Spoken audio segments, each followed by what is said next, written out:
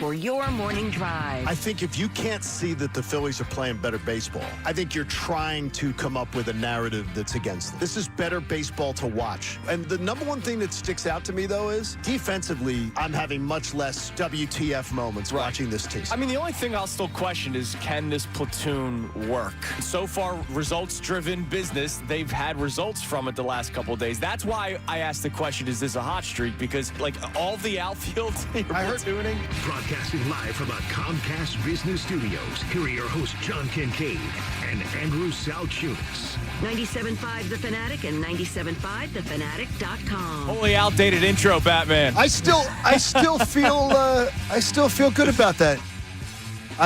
Nothing's changed, at least between my ears, about what I said. Sure. Phillies had been playing better baseball, and dropping a series is going to happen. They're not going to win every single series the rest of the way, but they did officially lose the series to the Reds last night, losing 8-0. So they dropped 2 of 3 in Cincinnati, the home of Kyle Schwarber, apparently. But the Phillies lose again.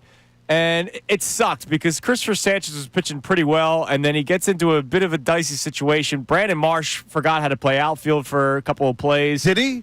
Jordan Romano, grand slam. It was a meltdown in the second half of that ball game yesterday. It looked like Brandon Marsh to me. That's Brandon Marsh. That's what I've been saying all along. That's what I've come to expect. I don't, even though his bat, we've been praising him for it, and deservingly so. He has been one of their best bats. He's maybe been their best, most consistent bat for 2 months. But look, it happens. I'm not worried about Christopher Sanchez at all. No. He's you got to give him something to work with. I cannot expect these pitchers to walk the tightrope every single night. Right. To be in these, like, if you look at it, they faced, this is the 6-game stretch, and little did you know, this 6-game stretch that they just faced was the toughest 6-game stretch of pitching that they've faced all year. How about that? So how about that for you? So, I mean, they won 4 out of 6. In the books, if you had said to me in the beginning, looking at this pitching matchups, they faced great starting pitching for the 6 games. Then you throw in the fact that you had a starting pitcher in Texas in the finale who was pitching good, really good this year. Right. I'm like, okay, you're going to tell me I win 4 out of 6 on the road? Yeah, you'll take that. I'm in. Yeah. Anytime. Yeah, Anytime. You'll so I'm there. I refuse to worry about it. And by the way, the Magic number went down last night. Absolutely, because the Metropolitans blew a lead to the Braves yesterday. How big was that lead, Connor? They were up 6-0 at one point. Yeah, 6-0. David Peterson fell apart. He's one of those guys that I don't totally trust. And that's what happened for the Mets yesterday. So the Phillies lose 8-0. Yeah, the Marsh, in case people didn't watch the game last night, there was a ball to his right. He was playing left field yesterday, so there's a ball hit to his right. Which I usually want him to play. Yeah, ball to his right into the corner, boots off his glove. That allows Ellie De La Cruz to get an extra base and score. And then he makes a wretched throw home where JT Realmuto had to jump like Dr. J just to get his glove on it. He was unable to secure the catch, and another run had scored. So the wheels fell off at that point. And then again, Romano with the grand slam. I never need to see him pitch in a Phillies uniform ever again. And the platoon stuff is sort of happening. The warning that I gave you, Marsh 0 for 3 yesterday, Bader 0 for 2, Stott 1 for 3, Kemp 0 for 2. The guys that are batting 5 through 9 in the order, another one-hit night out of that group. Yeah, the platoon thing was great, and I think people were trying to get all excited about the platoon after this weekend and saying, I believe it was, what was Bill in the afternoon was doing, in Robbie we trust. Like, this is great. This is great strategy. No, what you had was a really small sample size where it was working. And it's hard to be consistently that good as a platoon player, because if you're in the lineup one day and out the next day and in the next day and then out the next day, it's hard to get into a rhythm, even though these guys are the best in the world at doing it. That's why they're in Major League Baseball. But, tough series for the Phillies, dropping 2 of 3 against the Reds. We'll talk more about the Phillies as the show goes on, but I want to have a day where we focus on Jalen Hurts a little bit, Johnny, because there was some great moments yesterday from Hurts himself, from people talking about Jalen Hurts, and it all still comes off of the potential disrespect from people across the National Football League, inside the league, and obviously those who cover it when it comes to these rankings and tiers and all that kind of stuff. And Jalen Hurts is still not looked at as a top 5 quarterback in the NFL. I want to ask this question for everybody. This is everybody. No matter how high you thought of Jalen Hurts, because I know you thought more highly than a lot of people did I was on when he was drafted. Yeah, I don't want to put it on the two. I love the pick. When they drafted him, I loved the pick. I didn't understand it for the Eagles. Sure. Like the night it happened. But I was still on the fence for Hurts, though, going into 2022. I wasn't one of those people saying, man, he's going to be a great starting quarterback. Right. I was just on the fence saying, I need to see it. I need to see him compete. Other people were like, trade for Russell Wilson, right? Do whatever, and I understood that rationale. I just was being. And by the way, it wasn't just other people like guys like me or Howie was Eagles kicking fans. tires on it. It was the Philadelphia Eagles themselves. Yeah, they kicked tires on it. So my question to start the show today, I know. Oh my gosh, Eagles country, let's ride. That's right. Or let's fly. Let's roll. No, let's roll, isn't it? Yeah, but he would say let's fly because he's a deep thinker, Russell Wilson. Yeah, he really is. My question for the audience today, and I want us to discuss this, 610-632-0975, is Jalen Hurts one of the biggest surprises in Philadelphia sports? And the reason why... Are you talking about history? Are you keeping it close to the best right now? I'll try to keep it close, but we can go history. Like, I'm sure there's a guy that was an undrafted free agent that played good football or was a surprise baseball player, right? Like, I get that. But think about everything that has unfolded with Jalen Hurts. Beginning on draft day, where there was a lot of upset fans that he was selected in the second round, I being one of them. It wasn't anything really against him, the player. It was... wait, this Eagles team has like 8 holes, and you're drafting a backup quarterback because that's what he was at the time, right? He was supposed to be the QB factory, policy. Right, the quarterback factory. But he was also the insurance policy because Carson Wentz was injury prone. So I get why they were saying that, cheaper option. They didn't want to spend a lot of money for a backup quarterback, but they had so many holes that they needed to fill. There was a lot of confusion and angry Eagles fans when he was drafted in the second round of that draft. Then there was the doubt after year 1 of the starter. And not just doubt from fans, doubt from the Eagles front office. Well, he only had 4 games to start, though. No, the first full season. Oh, you mean the first full season? Yep. When they wanted to either trade for Russell Wilson, as we talked about, they kicked the tires on Aaron Rodgers. They wanted to trade up for Zach Wilson. Thank God that didn't happen either. The Jets were not willing to budge out of that second overall pick. And supposedly that was what they were closest to doing. Right. That was the one that was, of all of them, because Russell Wilson never wanted to come here, right? Right. So the Eagles themselves were questioning Jalen Hurts and thinking about the next step. And then 2022 happens. And that changes everything. But then 2023 happens. And then people started questioning again. And then the first 4 weeks of 2024 happens, where the linemen have to go to Nick Sirianni and say, yo, dude, we got to run the football more. And some of it may have been because of the turnover issues that Jalen Hurts had at the end of 23 and the beginning of 2024. There's been times where he has been overlooked nationally, as we know, still to this day, despite being your Super Bowl MVP. Is Jalen Hurts one of the biggest surprises in Philadelphia sports, John? I think it's impossible not to say that he is. And he continues to be. Yes. Because what I'll never get past with Jalen is that in his college football playoff appearances, he didn't play his best games. Right. I would argue that his 3 best games he has played as a professional quarterback are the 2 Super Bowls and last year's NFC title game. Right. And to me, I would challenge you to say that there's any quarterback we could ever talk about in history that has done that. Sure. Biggest stage, best games ever played. And Nick Foles. So to me, yeah, Nick Foles, yeah. I'm not going on that one with Nick Foles. No, I don't think I'm wrong, except for the 7 touchdowns against the Raiders. Exactly. I might be right there. Exactly. I mean, it's a. You're talking about a fill-in guy, and you're talking about the guy. I know.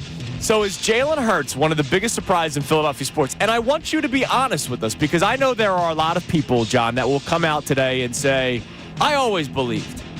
I don't think that you always believed like this. where we now have a sense of confidence that this guy can lead the Eagles to the Super Bowl year in and year out, no matter how it looks. 2022, he did it with his arm. Last year, they rode the legs of Saquon Barkley, and then he threw them to wins in the NFC Championship game in the Super Bowl. So answer that question for us at 610-632-0975. Now, coming up next, Nick Sirianni. He may have been the coach every year Jalen Hurts was the full-time starter, but he wasn't the coach when Hurts was drafted. Hear from Doug Peterson on his obsession of Jalen Hurts. It's Kincade and Salciunas, 97.5 The Fanatic. The summer's here, and you know what that means. Engagements.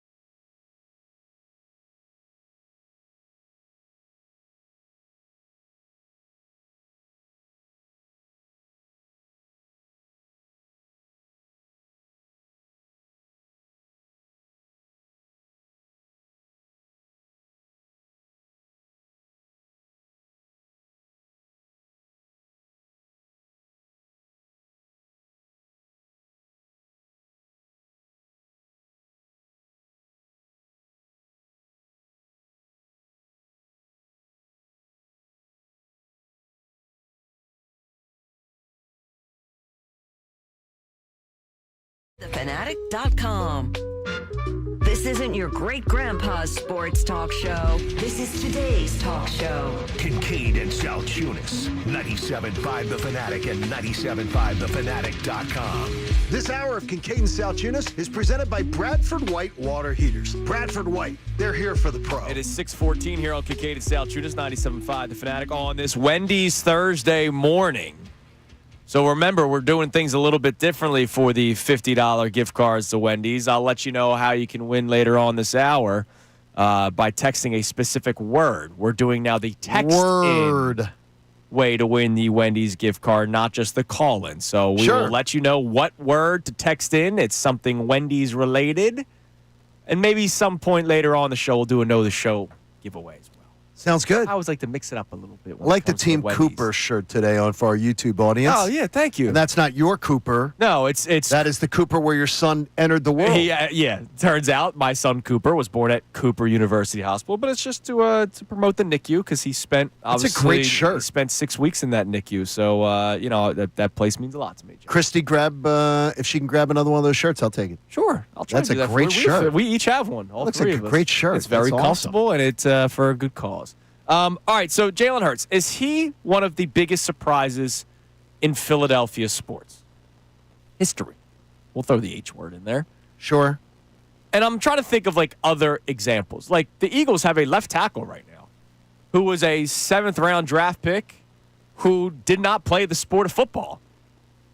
But at the same time, like people were so excited when they drafted him. And look, he has time to grow. Jalen Hurts, it was like, all right, this is a questionable decision. There was a lot of anger surrounding it. I can't. And then he didn't even like, he ends up starting year one at the end. Remember he didn't dress week one? That was insane. What I didn't understand about the vitriol about it is, and it's one of the things that I always say about my beautiful hometown, is that enough people here do not watch college football. Sure. Because anybody who would have been outraged that they took Jalen Hurts, if you were just not upset because of what you were upset I was about, outraged you because were of upset the because positions of of you need. felt you wanted to get Carson Wentz another toy. Well, not even just but you wanted to get him like a wide receiver, right, safety, right, exactly. linebacker. Like to There me, was so many areas. That is completely understandable. But Jalen Hurts is a hell of a quarterback, and it already shown you at the collegiate level that he was top of his class. He was one of those type of players. The IQ, the skill set. Like, I mean, to me, I was excited. Like, the pick. I just didn't understand it for my team. The Eagles were excited about it as well, and they didn't even think twice about it. So, Doug Peterson, still a special place in all of our hearts, man. Absolutely. Doug P., very special guy, as Vince Young once said here on 97.5 The Fanatic. Doug Peterson, Super Bowl head coach, Super Bowl 52. He was on John Clark's Taking Off podcast, which is always fantastic. Yeah, John Clark really needs to work on getting better guests for his podcast. Seriously. It's as if he doesn't get, like, every A-lister wants to come on with John. It's a great podcast. He does a great job with it. Because he works hard. And here was Doug Peterson talking about the obsession that he and the Eagles had when it came to Jalen Hurts. You and Howie and Jeffrey Lurie. And it struck me when I interviewed Jeff, he said that they were obsessed with getting Jalen Hurts. Is that pretty accurate? It's very accurate. We woke up Friday, it was day 2 of the draft, and Jalen was still on the board, obviously. And, we had those conversations like, if he's there at our pick, what are we going to do? And to every man, it was like, let's pull the trigger on this kid. We did our homework on him. I loved everything about Jalen, his work ethic, the people you talk to, his coaches, even his parents. Just a classy kid. And what he went through from Alabama to Oklahoma, getting benched at Alabama. And then he comes out of that and he goes to Oklahoma and he has success. He could have easily maybe folded up the tents and says, you know what, I'm going to go to the NFL, see what happens. Stays in school. And just, we were obsessed with Jalen Hurts. He's all about winning. He's all about doing things right. He's not flashy. He doesn't come off that way, and very humble human being, and just loved everything about him. So when we got to that pick for that second day, we were like, let's do it. Let's get him in here. Let's let him learn from Carson, because, 2 athletic guys. And, by the end of the season, though, he was starting 3 or 4 games for us. Now, eventually he said, let's let him learn from Carson. But pretty much that entire clip was he's the opposite of Carson Wentz. Well, it tells you what Doug Peterson knew about quarterbacks. Absolutely. Doug Peterson knew that Carson Wentz had all the skill set to be a great quarterback, and he did. Till the injury, everything was working. Yeah. But the leadership ended up being a problem here, ended up being a problem in Indianapolis, and ended up being why he's no longer a factor in the NFL. Whereas the skill set was there. He identified it with Jalen Hurts and helped them identify it. And then all the other intangibles were already in place. Right. But the physical attributes, there isn't an NFL scout that would look at Hurts and look at Wentz and say, yeah, I'll take Hurts over Wentz. Oh, no. Right, absolutely. Because Wentz is the prototype. He's Justin Herbert. But you know what?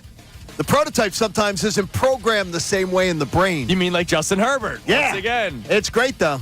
It is great. All right, so coming up next, as we continue to celebrate Jalen Hurts a little bit today, is he one of the biggest surprises in Philadelphia sports history? One of the biggest surprises for you? Text that in, 610-632-0975. But coming up next, there was a beautiful moment in a Jalen Hurts press conference yesterday, Johnny.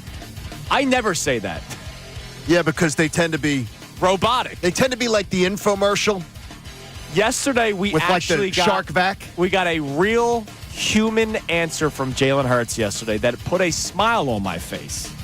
You'll hear that coming up next. It's Kincade Salciunas, 97.5 The Fanatic. Now on 97.5 The Fanatic Sports Update. The Phils dropped the series in Cincy. I'm Connor Thomas, and this update is brought to you by Dairy Queen. Savor the DQ chicken strip basket with 4 seasoned chicken strips, fries, Texas toast, and DQ signature country gravy. Get it delivered in the DQ app. Happy tastes good at participating locations. The Phils got smoked by the Reds 8-0 last night in the series finale in Cincinnati. Overall, it was a rough series in Cincy for the Phils, with the offense only scoring in 2 innings in the entire series. Bryce Harper talked about the offensive struggles after the game yesterday. Just 2 bad games, and obviously we didn't play well the last 2, and I thought it was kind of bad the way we played the last 2, so got to clean that up. Obviously going to D.C., big weekend ahead, and hopefully win the series there. No off day for the Phils. They start a 4-game series with the Nationals tonight, 6:45 p.m. first pitch with Jesus Luzardo on the mound against Brad Lord. The Eagles opened up joint practice with the Browns yesterday at the NovaCare Complex. Brett Toth took first-team reps at left guard for Landon Dickerson. Shedeur Sanders left practice after warm-ups for the Browns with an oblique injury. He's unlikely to play in the preseason game Saturday. We'll talk to Jeff Kerr of CBS Sports at 7:55 and Sanfilippo of On Pattison at 8:25. This update's also brought to you by Wendy's. They have breakfast biscuits for just $1, including the Honey Buddy. Get yours today and start your day off right. Got to be Wendy's. Limited time only. Price and participation may vary. Limit 5 qualifying items per transaction. Not valid in a combo while supplies last. I'm Connor Thomas on your home for the best Birds coverage. 97.5 The Fanatic and 97.5thefanatic.com. Eagles defensive coordinator Vic Fangio. There's a lot of times in the preseason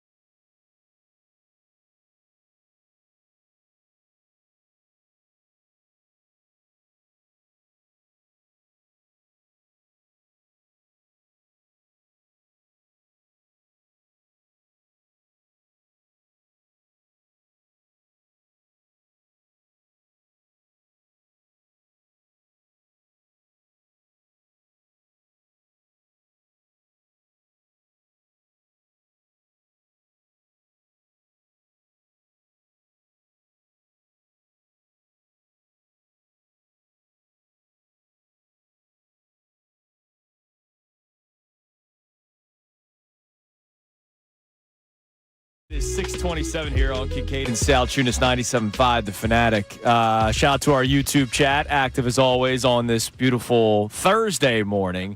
A lot of people talking about Carson Wentz now because of the clip that we just heard from Doug Peterson in the previous segment, and about how when Nick Foles won the Super Bowl, I mean, Carson just wasn't the same afterward, not just physically, but we really found out mentally it impacted him in a specific way. Do you think it was more physical or mental?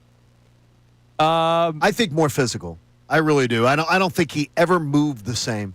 I hear you, but I think he always tried to overcome the Nick Foles lore. Like, he played hero ball in such a horrible way, in a reckless way. But he did in 2017 when they were 11-2, and they don't win the Super. As you've said, they don't. I know I've heard you say it too. They don't win the Super Bowl without his 11 wins that he led them to. Right. He deserves credit. He led them to the number 1 seed. Yeah. Which then you're like literally putting somebody on. They put somebody on. They put Nick Foles in the red zone and said, "Go win a Super Bowl." Yeah. With that team. But to me, I always thought it was more physical because I thought he played reckless that whole year, that 2017 year. Like, he made plays that people were like, or he made throws that were like, don't do that. Yeah. He always reminded me a little bit of Foles. Sure. Of Favre. Sure. A little bit of Favre, a little bit of Rodgers. Yeah. Like, trying to fit it into windows that maybe weren't there. I still remember, dude, the random stuff that we remember when he loved Brett Favre. He talked about it all the time. Exactly. And then one day Brett Favre was interviewed, and he was like, "Yeah, I'm more of a Foles guy." And I was like, "Could you imagine that break your heart?" Like, and this is when they were both still actively on the Eagles. Sure. They were both still playing for the Philadelphia Eagles. And Brett Favre, his hero, says that. I'm going to tell you flat out. That must have messed him up, dude. I'm going to tell you flat out that watching, I thought when Wentz took over, I thought we had our quarterback for 15 years. Yeah. And nobody bought into Carson Wentz more than I did. And nobody wanted to not believe that it was over. Oh, I was with you, man. I didn't want to believe it was done. And then it was. And one of the big things that you hear in that Doug Peterson clip on the John Clark podcast is just he talks about Hurts being benched in the national championship game and how he could have just packed up and said, I'm going to go get drafted now. Look, no, he went back to work. Whereas Carson Wentz, when Foles won the Super Bowl, it impacted him in a specific way. I'm on the sideline that night for that game. Sure. When he gets benched and they come back and win. Yeah. And to watch the class oh my God, yeah. with which he conducted himself, and to watch, and I saw it firsthand twice, once where cameras could see it, once back underneath the Georgia Dome type of the Mercedes-Benz Dome, where people couldn't see it. The joy that he had celebrating with his teammates on a night he got benched, it wasn't fabricated. He was glad to be a part of that team. I mean, there's something special about him as a winner. Is Jalen Hurts one of the biggest surprises in Philadelphia sports history? And look, again, remember, he got drafted to be a backup. Regardless of how obsessed they were, that they could tell you that till they're blue in the face. They drafted him to be the backup, and then they tried trading for other options after his first full season as a starter. The Eagles are surprised by it. I think a lot of Philadelphia fans are surprised by it, and we're all super glad to be surprised by it. 610-632-0975. Now, yesterday, in his press conference, it was a beautiful moment. I don't know who the reporter was that asked the question, so I apologize. You might hear it at the beginning of the clip, but basically, a reporter asked Jalen, hey, now that you won the Super Bowl, do you have more confidence? And remember, Jalen Hurts is a very just tunnel vision guy when it comes to his career. Correct. Always says what we believe is the right thing. Very robotic, very Bama, very Saban, as you talk about all the time. They're all programmed. Take a listen to his sort of reaction to the question, because I don't think he was expecting it. And then I think the next minute was Jalen Hurts, the person, talking about the question. Winning a Super Bowl makes you more confident. Yeah, yeah. When you get a promotion, do you think you're more confident? When you get a promotion? Have you ever been promoted? Yeah, well, I mean, it's, you chase a dream and, everybody's dream is to do that. And so once you know that you can, it brings a sense of assurance that you can, And I've said before, it's not a, it's a great question. You got me talking, but it's a matter of, if I've done it before, why couldn't I do it again? And so it's about knowing where you are as a team, being able to put all those things together to find a way to bring the best out of what the moment demands. And so that's where I am as a quarterback. There is definitely a sense of confidence. I know someone asked that question last week in reference to Saquon, and those are things that you want to feed off of and build off of, but you have to have a diligent approach to it daily. It's not something that's guaranteed. Nothing is promised.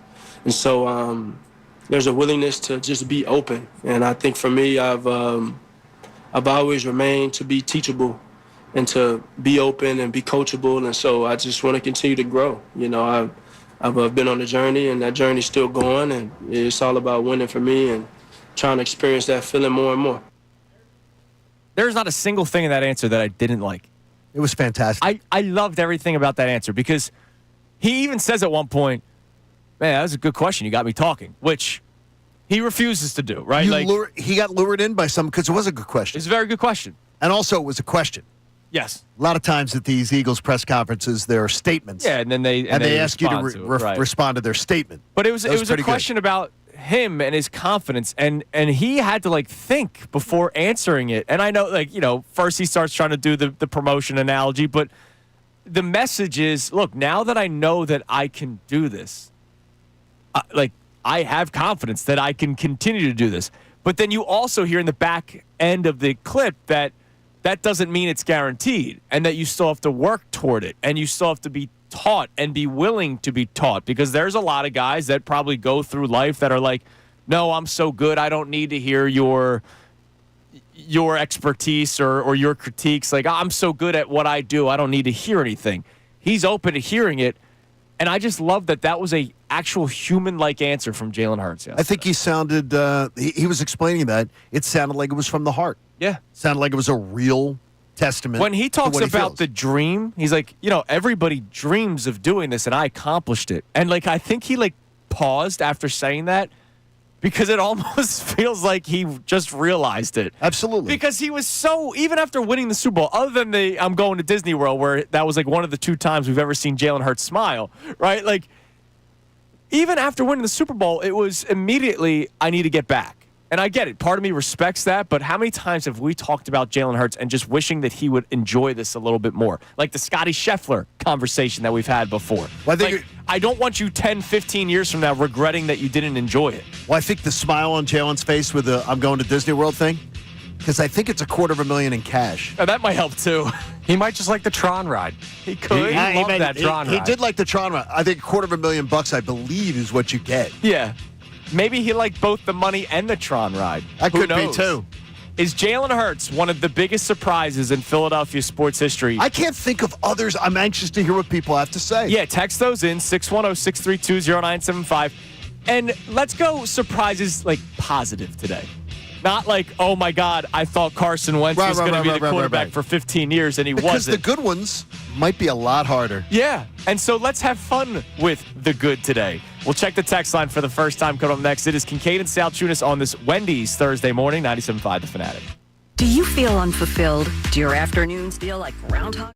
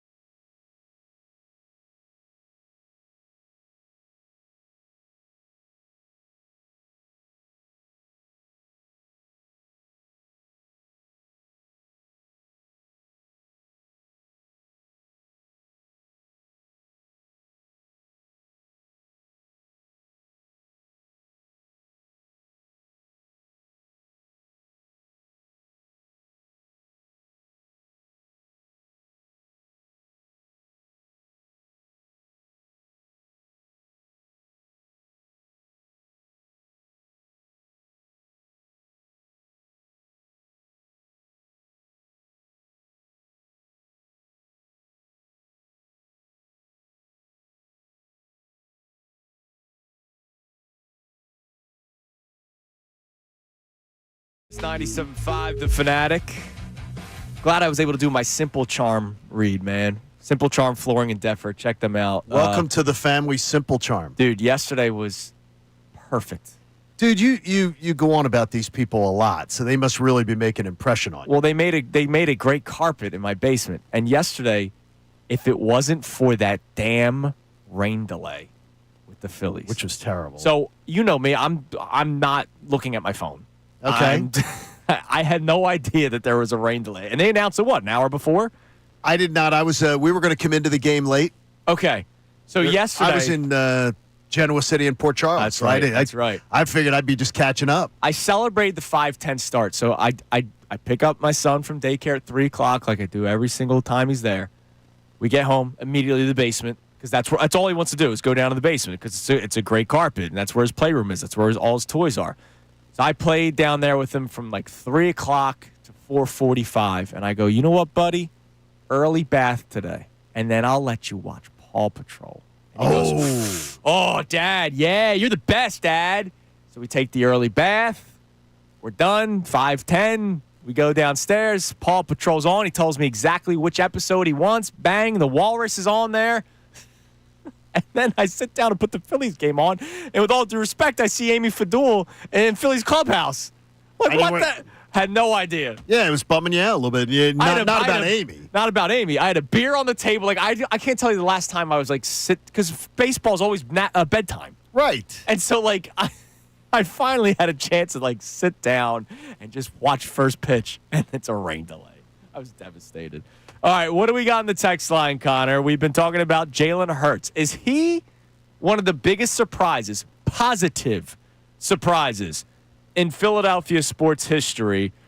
If you want to give a game, you can give a game, but I'm trying to look at more the individual because Jalen Hurts has been doubted for years, and not just the national media. So let's not just do the Athletic article or Fox rankings or ESPN rankings. I'm talking about the Eagles themselves, wanting to trade for Russell Wilson, Aaron Rodgers, trade up for Zach Wilson. All these things were true. And they never acquired any of those players, so they said, all right. Remember, they moved an extra first-round pick to 2023. That was the year they get both Jalen Carter and Nolan. No, what was 23? Jalen Carter and Nolan Smith. Oh, okay, 23 was both of them. Yeah, they get both double dog. They get both Jalen Carter, Nolan Smith, double dog down. And remember, the plan was, because we're not rewriting history here. The plan was if Jalen Hurts didn't work out in 2022, they would package those 2 first-round picks to move up in the draft to acquire a quarterback. And I think most people thought that that's what they were going to end up having to do until they go to I think most people were out on Jalen Hurts being the guy. I think the majority, if you're talking 51%. Yeah, that's 3 years ago, guys. 3. And then they go to the Super Bowl, and everything changes. What do we got on the text line? So we have a check in here from Joe the Cynic. Now, he got this in before you made the positive comment, but he does comment about Hurts, too. He says, Hurts' biggest surprise after playing for 2 big college offenses? No. I'll go with the bigger negative surprise of Ben Simmons' downfall. That's more of a drastic change to me. Look, I mean, that was a drastic here's the thing is, Joe, I'm just going to tell you is that at the time doing the podcast with Shaq, Shaq said don't draft him. Yeah, sure, but Shaq said don't draft him, and Shaq was LSU. Shaq had went out of his way to try to help Ben Simmons. Sure. And Shaq and I had conversations about it on the podcast where he said flat out, there are red flags. Don't take him. Yeah, red flags, but then he's rookie of the year, and then the next, and then 3 straight years of an all-star, and everyone's thinking, all right, this is the guy. And then it wasn't. And then he doesn't even really belong in the NBA anymore. Correct.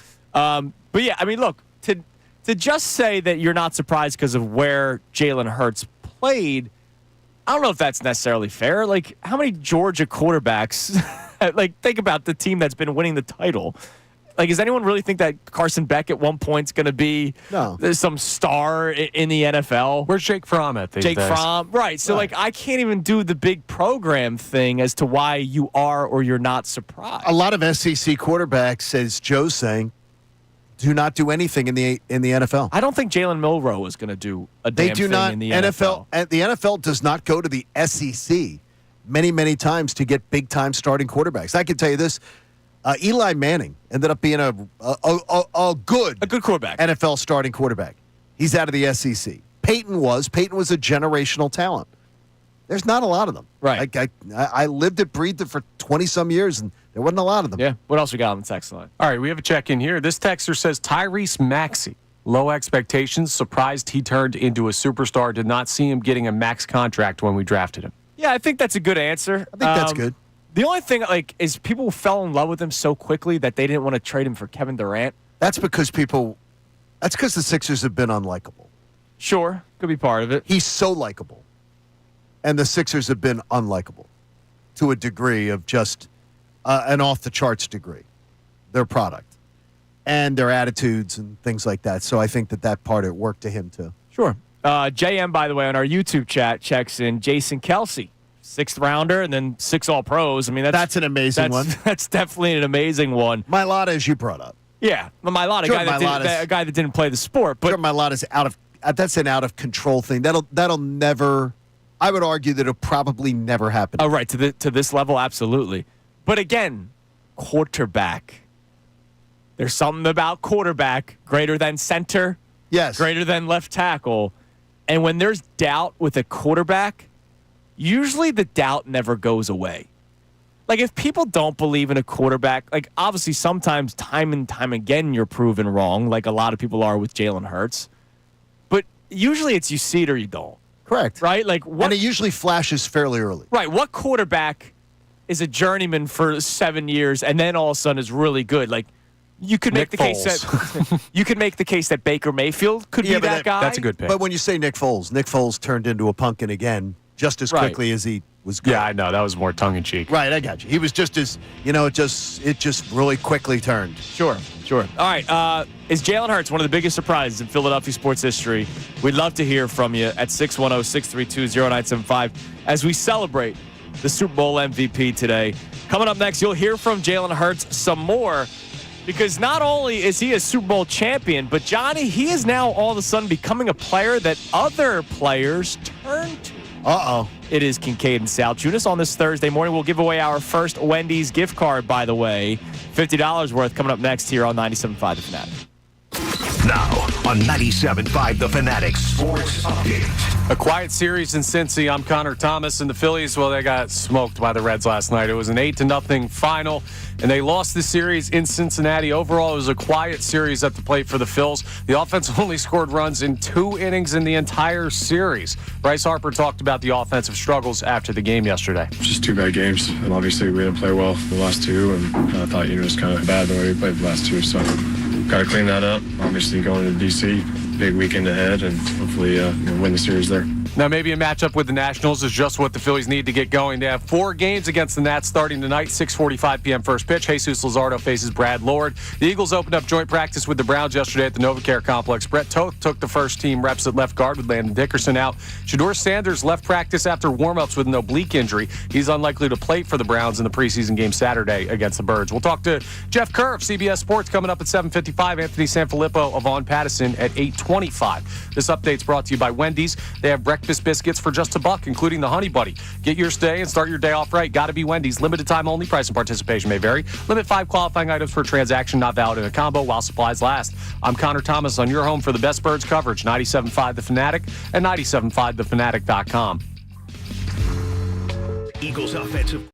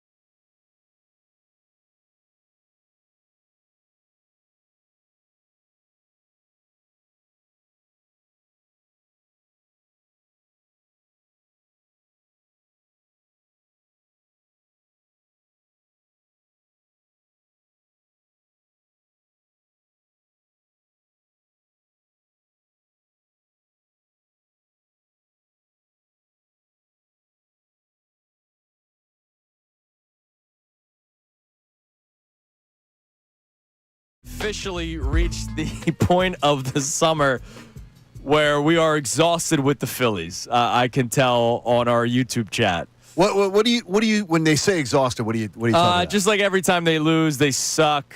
There is now a Bryce Harper bashing that is going on our YouTube chat. They're calling him the showman. Well, in a sarcastic way. Okay, look. He brings some of it on himself, does he not? Look, no, he's struggling right now. I'm just saying, like, we've reached that point where it's like, oh man, the showman, Bryce Harper. Okay, you do get it though. He brings some of this on himself, and by the way, he has not delivered this year. Sure. You say that with hesitation, though. He dealt with the wrist injury. You say it with hesitation. Dealt with the wrist injury. He is not Bryce Harper. Sure, but he still has the second most a lot of things on this baseball team. I got you. The rest of this team is a disaster. That is a statement on this team, right? More than it is a statement on what Bryce Harper is. But guess what, though? Bryce Harper still.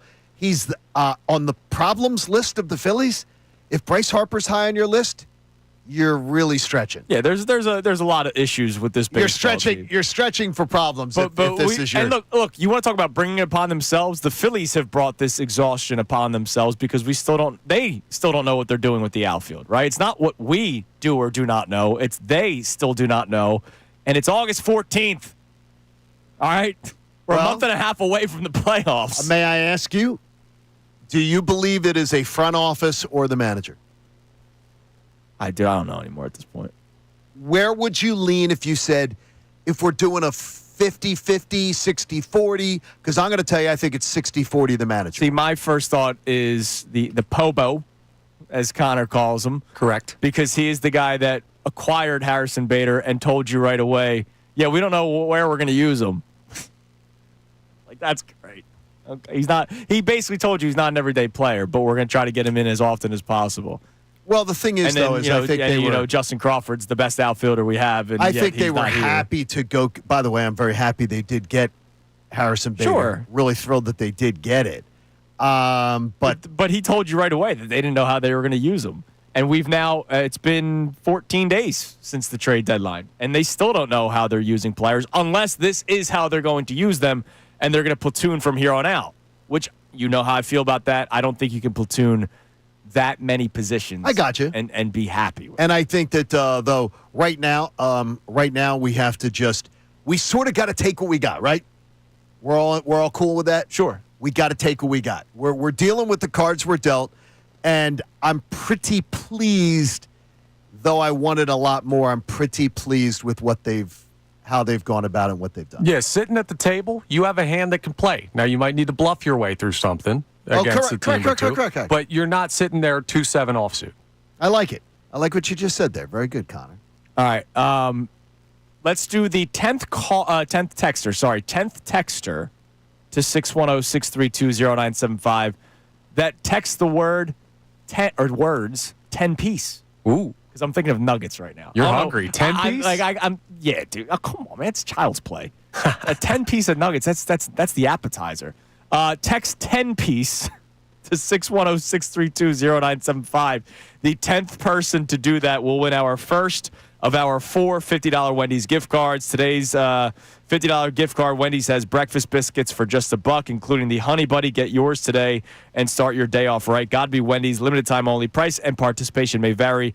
Limit 5 qualifying items per transaction. Not valid in a combo while supplies last. Now, when you say the 10 pieces, the appetizer, are you dipping? Sure. You know me. I'm the condiment king. You are the condiment king. Yeah. So you're dipping and it's the appetizer? Yeah. Dude, can I tell you I hate you? Yeah, and then I'm going a burger after that. Okay, fries. can I tell you I hate you? Well, you do work out hard for it. Hell yeah, I do. I'm not at that age where I could even muster thinking that would be it. That would be the appetizer. I work hard to play hard, Johnny. You do, and I can testify you do. You know what I do every single night. So there you go. I work hard to play hard. You're listening to 97.5 The Fanatic, WPEN. He's not talking about fun WPN stuff, by the way, folks. He's talking about like riding piggyback with his kid on his back. doing yard work. It's a Beasley Media Group station And everything broadcasting like that. live from the Comcast Business Studio, powering possibilities. Is Jalen Hurts one of the biggest surprises in Philadelphia sports history? That's what we've been talking about today. After you heard Doug Peterson. Let's play that one more time. Doug Peterson on the Taking Off podcast with John Clark. And here was Doug P.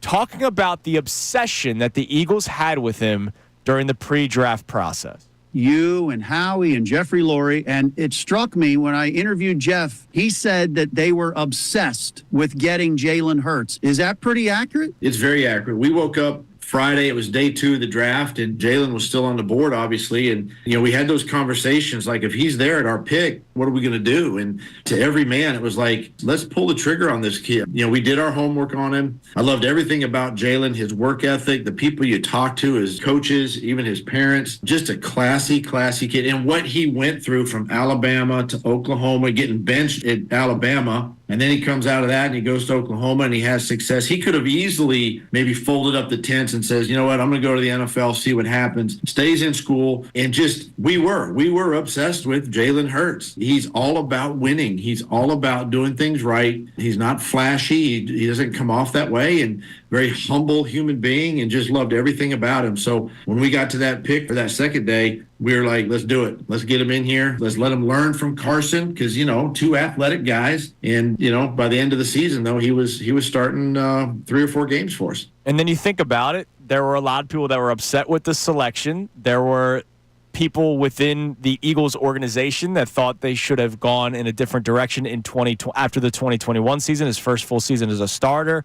Names like Russell Wilson, Aaron Rodgers, Zach Wilson, all those names popped up. Zach Wilson they would have traded up for in the draft to acquire him. So it's not like... So he has 21. 21, his first yeah. full years. So the Eagles were obsessed with Jalen Hurts in the pre-draft process. They weren't necessarily obsessed with him after his first full season as a starter. And it worked out in more ways than one, where when they decided to keep one more year because they couldn't acquire somebody that they wanted, and we found him go to the Super Bowl in 2022, and we saw him win a Super Bowl last year. Is he one of the biggest surprises? Sure he is. 610-632-0975. Now, before we get another text message in, Jalen Hurts yesterday also was seen talking with Shedeur Sanders. And I think that's cool for Shedeur to go up to a player like Jalen Hurts. I mean, the amount of conversation surrounding Jalen Hurts on a national level, it's all about where does he rank when it comes to being a quarterback, right? But I wonder if there are players around the league that look at Jalen Hurts and go, that's a guy that I want to talk to. That's a guy that I want to try to be, because he's a champion. Why not? Why wouldn't you? Sure. So Hurts, it does tell me, though, and I'm glad you went here, because this is where I was going to go to.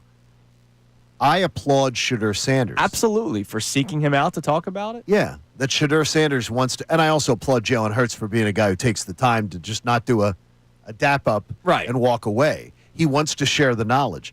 But it tells me something, because there's a lot of people who have I believe, a preconceived notion about what Shedeur Sanders is. Sure. And Shedeur Sanders has done no favors to himself. Absolutely. To dispel what a lot of people want to believe about him. This is a great way to do it, because he obviously wants to be a student. He obviously wants to learn. He wants to know what it's going to take to be great. How did you go from being a backup to being a starter? Sure. What did you do extra? What did you learn? I admire that of Shedeur Sanders. When there was a lot of complaints over your draft selection, when there was a lot of confusion over your draft selection. Exactly. And who better to talk to than Jalen Hurts right now in the entire NFL? Here was Jalen Hurts yesterday at his press conference when being asked about the interaction. I keep the conversation intimate. We had a very lengthy conversation. He came to me and just, wanted to talk. I'm always there, as said earlier, of giving my perspective on what I see and how I've gone about things. And ultimately, it takes a great deal of patience and hard work and a sense of resilience. You got to want it. You got to want it. And so I'm supporting him from where I am and wishing him nothing but the best with his opportunities. And Jalen Hurts absolutely wants it when talking about success in the NFL and obviously being a Super Bowl champion. Jalen Hurts definitely wants it. What did you talk about yesterday? You brought up Jalen Hurts consulting with Peyton Manning. Yeah, we talked. Connor brought it up. So what does Jalen Hurts do? Brendan, I'm sorry. What does Jalen Hurts do? Jalen Hurts picks the brains of people that he wants to be like. Peyton, Jalen Michael. Hurts. Jalen Hurts goes and says, "How do I get better? How do I learn? How do I?" It's great. That's wonderful. By the way, Shedeur Sanders. If I'm the Browns, I'm going, okay. There's something here. Okay, maybe we got something here. Maybe this young man is trying to be everything that we hope he can be. By the way, devastated that Shedeur Sanders injured his oblique yesterday. Yeah, because it would have been fun, and he would have had a golden opportunity to go out there, and he would have played on Saturday. Yeah, Saturday. He's not going to play. Saturday, the interest level for preseason week number 2, when very few starters will be playing for the Eagles, other than the competition at CB2 and that second safety spot, the interest level plummeted for Saturday. That's it. I don't have to lie to you. I'm not gonna sugarcoat it. I've lost a lot of interest for Saturday now that Shedeur Sanders isn't playing. It's understandable. It's understandable. Congratulations to Grant Murray. He is the winner of our first $50 gift card to Wendy's. So good for you, Grant. What's up, Grant? We have 3 more to give away. We will do 1 an hour. We'll tell you the special keyword to text in every single hour. Grant, love that. What do we got on the text line, Connor? Give us one more text message. All right, so this texter says Jalen for sure, as far as biggest surprises. Zach Bond, Jason Kelsey, Jordan Mailata, and the combination of Quinyon and Cooper DeJean being so good so fast. Yeah, I mean that's a major surprise, but like you gotta think about level of surprise. Like Jalen Hurts, the day people loved Quinyon Mitchell and Cooper DeJean the day they were drafted. It was not a overall masses loving the selection of Jalen Hurts. No, it was not. No. You. And then the Eagles tried trading for another quarterback. They were kicking tires. Let's put it that way. And so there was doubt within the organization, and now he's been to 2 Super Bowls in 3 years, and he's a Super Bowl MVP. Like, I don't know if that can be topped. I don't think you can. I don't think there's anybody that we're gonna hear from the audience that's gonna probably even come close. There's good answers. Right, but nothing that's going to come like close the Jason Kelsey one, 6th-round pick, 6 All-Pros. That's great. It's a center. But there's not many centers being drafted that high in the NFL draft. As I've said to people, I could walk the streets of Philadelphia with a $100 bill and say, name 3 centers in the NFL. I bet you if I stopped 100 guys, I'd probably be able to keep the $100 bill. I did one thing to draft Linderbaum. Remember him? Oh, you did? I liked him a lot. So did I. All right, coming up next, we'll talk about another Super Bowl champion. And now, this is really cool, a member of the Eagles Hall of Fame. It's Kincade Salciunas, 97.5 The Fanatic. Philly fans, you are the best sports fans in the world. You're not stupid, so why should you have to hear outlandish takes that make you shake your head? You shouldn't. That's why Unfiltered is the show for you.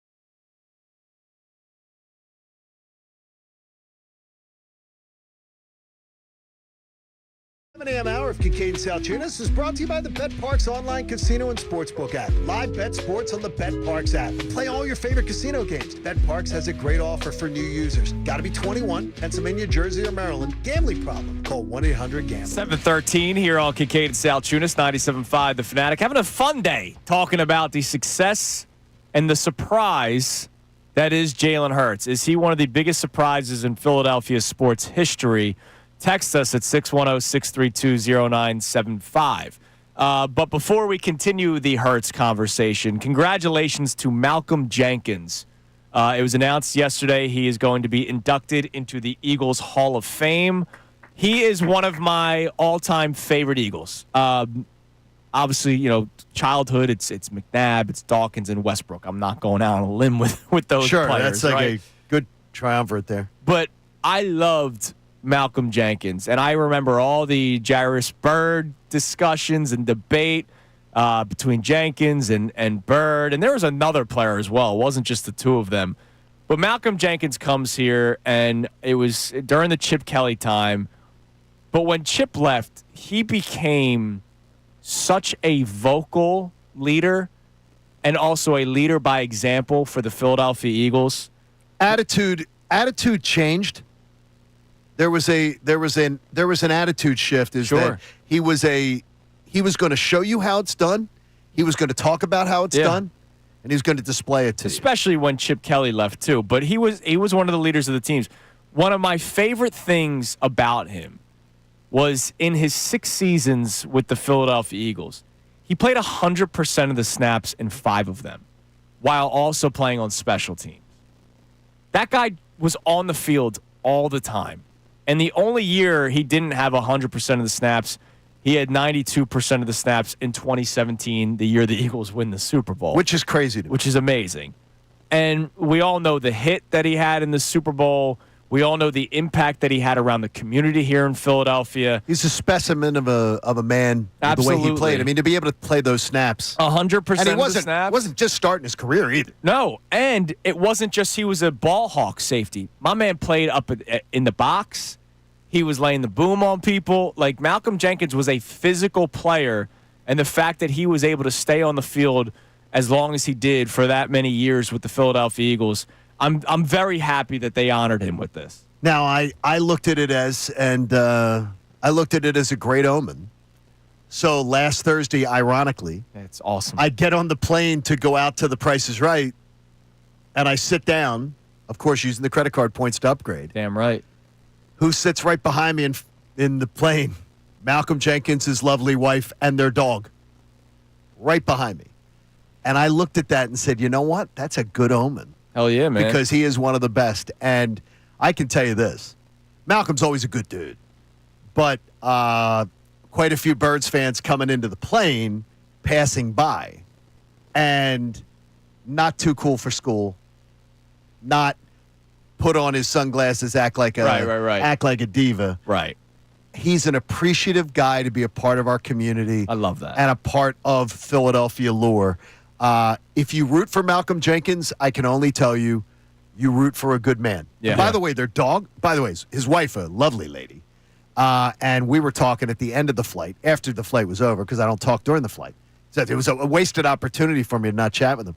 But after the flight, the dog was so well behaved. That's good work by the dog. Yeah. Because I'm looking at it going, they're bringing a dog onto the flight, and the dog's bigger than Nicky Foles. And I got to tell you, the dog did not make a sound. Love that. And was completely well behaved. It's good parenting. I mean, and that was a flight from Philly to L.A. Yeah, maybe we need to get him on the Phillies flight from Cincinnati to Washington because they need a good omen right now. Yeah, that would work. Be nice. That'd be nice. Malcolm, if you root for Malcolm Jenkins, you're rooting for like the right people. Yeah, I'm really happy. I mean, he's really well deserving of this. It's fantastic. He was a big part of that culture with that locker room. Man. And you know what you say about culture too. And he came here, he embraced us, he embraced this community, and he wanted to be a part of what Philadelphia is. Yeah. That's fantastic. Yeah, I said it yesterday on Unfiltered. I don't think he gets the respect he deserves because of how good the Eagles have been in the immediate, post-Malcolm Jenkins time. He was part of that Super Bowl winning team, so he gets love. Mm-hmm. but he gets overshadowed because the team just has been great pretty much every year since. I don't think that's. You don't think so? No, I don't think that's the overshadowing. Is he's not Brian Dawkins? That's the overshadowing. Yeah, but I'm also Connor. I gonna say I sort of agree. I sort of agree with you that I think his accomplishments as a Philadelphia Eagle. When someone brings it to your attention and says Malcolm Jenkins, I think people light up like you light up. Yeah. I think the energy comes into everybody's eyes like, oh, dude, he was a dog. We love him. We love Malcolm Jenkins. But I don't know that he jumps to the forefront of people being like, hey, let's talk about Malcolm Jenkins as much as we should. And oh, by the way, that magical run, who gets talked about first every time? Foles. Nick Foles. Yeah, and he there's no question about that. You know what's one of my favorite sound bites of the whole thing, though, is they busted that out in the Super Bowl when on everybody mic'd up when they had Malcolm Jenkins and these when they do the Philly. We all we need. No, the Philly. When they call Philly, and the play works, he goes, they busted that out in the Super Bowl. That's awesome. Seriously, in the Super Bowl. That's awesome. He's like, I can't believe they had the guts to do it. Congratulations to Malcolm Jenkins. Really cool honor for him. All right, coming up next. Speaking of the Super Bowl. We played you a clip from Doug Peterson on John Clark's Taking Off podcast earlier today about the obsession that he and the Eagles had with Jalen Hurts during the pre-draft process. He also talked about what he learned after winning the Super Bowl and when it comes to coaching the following season. It is Kincade and Salciunas here on 97.5 The Fanatic. Now on 97.5 The Fanatic Sports Update. Phils get routed by the Reds. I'm Connor Thomas. This update is brought to you by Wendy's. They have breakfast biscuits for just $1, including the Honey Buddy. Get yours today and start your day off right. Got to be Wendy's. Limited time only. Price and participation may vary. Limit 5 qualifying items per transaction. Not valid in a combo while supplies last. The Phillies, they got routed last night. 8-0, the final score in the series finale in Cincinnati. They lose the series, and overall, it was a tough one for the Phils in Cincinnati. The offense only scored in 2 innings in the entire series. Bryce Harper talked about the struggles at the plate after the game yesterday. Just 2 bad games. And obviously, we didn't play well the last 2, and I thought, it was kind of bad the way we played the last 2. So, got to clean that up. Obviously, going to D.C., big weekend ahead, and hopefully win the series there. Now, it is just 2 bad games. The Phillies have still won 4 of their first 6 on this road trip, but they need to play well in Washington. A 4-game series with the Nats starts tonight, 6:45 p.m. first pitch. Jesus Luzardo faces Brad Lord. The Eagles opened up joint practice with the Browns yesterday at the NovaCare Complex. Brett Toth took first-team reps at left guard for Landon Dickerson. Shedeur Sanders left practice early with an oblique injury. He's doubtful for the preseason game on Saturday. We'll talk to Jeff Kerr coming up at 7:55 for the latest on the Birds. Anthony Sanfilippo at 8:25 on the Phils. This update's brought to you by Electrical Workers Local 269, the Electrical Training Alliance. The International Brotherhood of Electrical Workers Local 269, NECA, and the Electrical Training Alliance can offer a career with no college debt. To learn more, go to IBEW269.com. I'm Connor Thomas for 97.5 The Fanatic. Andrew DeCecco, the Fanatics Birds Insider. Rookie wide receiver Darius Cooper. The Eagles seem to be trying to find different ways to maximize his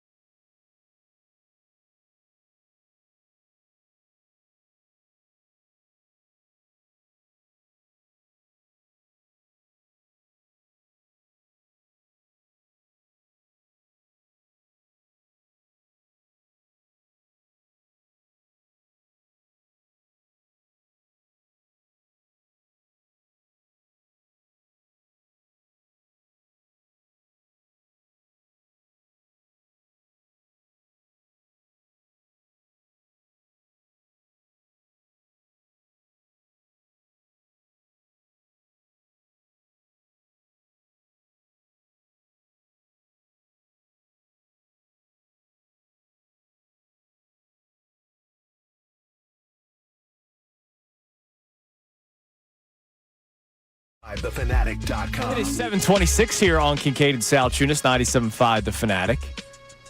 Yeah, I forgot to put it on the show sheet. I got to do it at some point today. The Sports Misery Index to see where Philadelphia comes into play. We aren't there.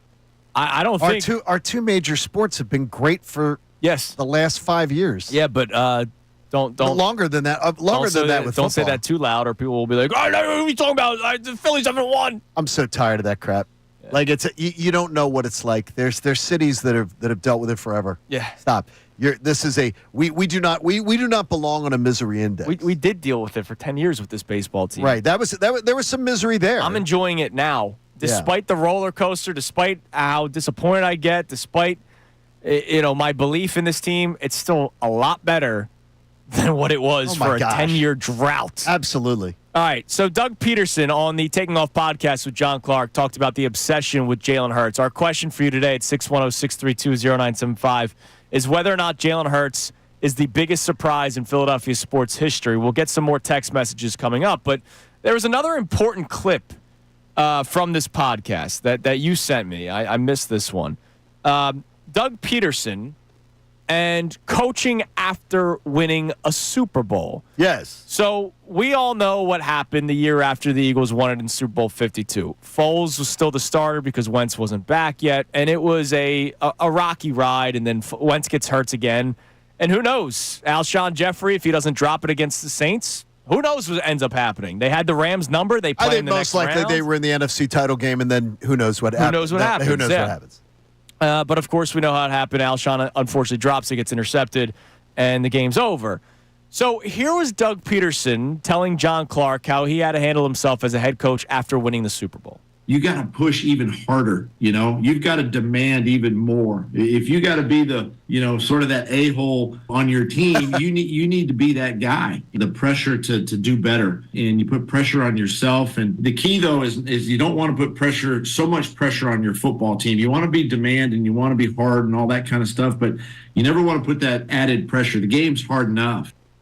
And look, this goes back to you don't want people resting on their laurels. You don't want that. That's why Sirianni and the Eagles are brainwashing everybody, saying that last year's last year. It's a different team.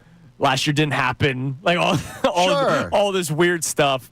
And then you hear Jalen Hurts actually be a human in the clip that we played earlier today about how his confidence has increased since winning the Super Bowl. So I would imagine that's why ignoring last year, I think, is not totally the best plan of attack. I would imagine the pressure is off your shoulders, and there's a certain swagger to knowing you've done something that you just feel more confident. Yeah, look, the pressure following losing the Super Bowl.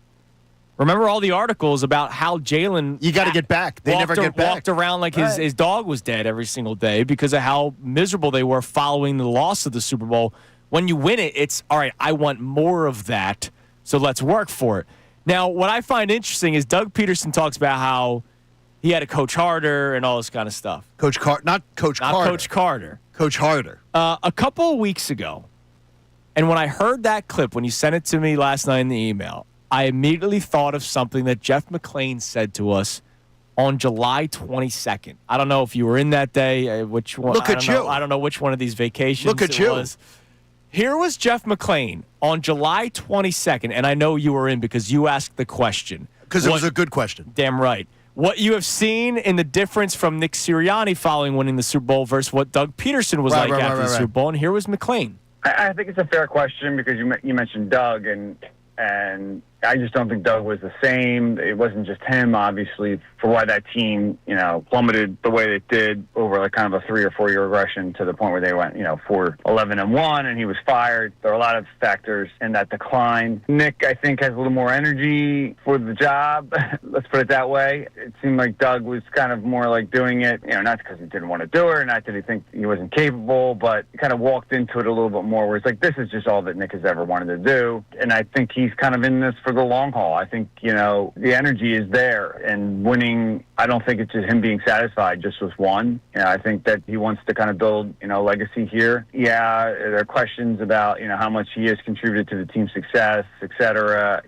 I don't think he cares as much about that kind of stuff. He's willing to be kind of in the background to an extent, which is weird to say for a head coach, but, he's selfless that way. So I don't think Nick's going to change. He is who he is. Now, obviously, what comes with that is a little bit of, immaturity, brashness, all that other stuff that we've talked about before that maybe have gotten him into trouble before. But that's just Nick being Nick. And at this point, I think the Eagles embrace it because there is so much other positive that comes with him as head coach. And that's from Jeff McClain, who's around. He was around Doug all the time. He's around Nick Sirianni all the time.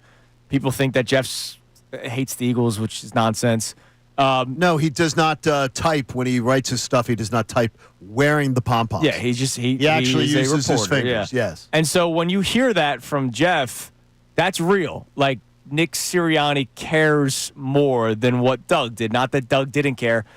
After we spoke with Jeff that day, also on July 22nd, I told you that I had a conversation with somebody that made it pretty clear that Doug was fine with getting fired. Like, he was just like, all right. He had a year to go. Yeah. He had a year. He knew he was going to get paid his $7 or $8 million. Yeah. Whereas I think if Nick Sirianni were to have gotten fired at any point, like, he would be devastated. Like, this is Nick Sirianni's life, whereas Doug was like, all right, I'll go play golf. And then he took the Jags job, and I don't think we ever see Doug Peterson in the NFL again. Well, remember, though, he did interview after he got fired by the Eagles. He did interview, but didn't get any bites. And then he was okay with waiting a year, and then he gets the job at the Jags. He was living in Fort Lauderdale, I believe, at the time, and he's enjoying life. It was pretty good. But I love hearing that from McClain, even though, look, I love Doug Peterson. I'll never see a picture of Doug Peterson and not break out in a smile. Like, I'm a fan of Doug P. All sure. right. But when we play that clip from Doug, and he's like, yeah, you got to coach harder, I wonder if he actually did coach harder. He may have tried, but I don't believe he did by Jeff's answer. Mind. We better figure this by Jeff's answer, I don't believe that he did. Who was around him every single day and is around Sirianni every day. Or maybe he did coach harder, but maybe Sirianni's at a different level. Well, maybe. I do believe from stuff that I've been told that Nick Sirianni has, as much as we say about that, you think it's talking points about turning the page and not thinking about last year and everything, that Nick Sirianni absolutely walks the walk, talks the talk, lives it. So whatever he says, what seems like a rah-rah speech, sure, Nick Sirianni lives his rah-rah speeches. Yeah, he does. And that is bravo, Nick. Look, Nick. When everybody laughed at the flower speech, the Eagles players, for whatever reason, they bought into it. Absolutely. All right, what do we got on the text line? Our main question today is Jalen Hurts the biggest or one of the biggest surprises in Philadelphia sports history? Go back down memory lane a little bit.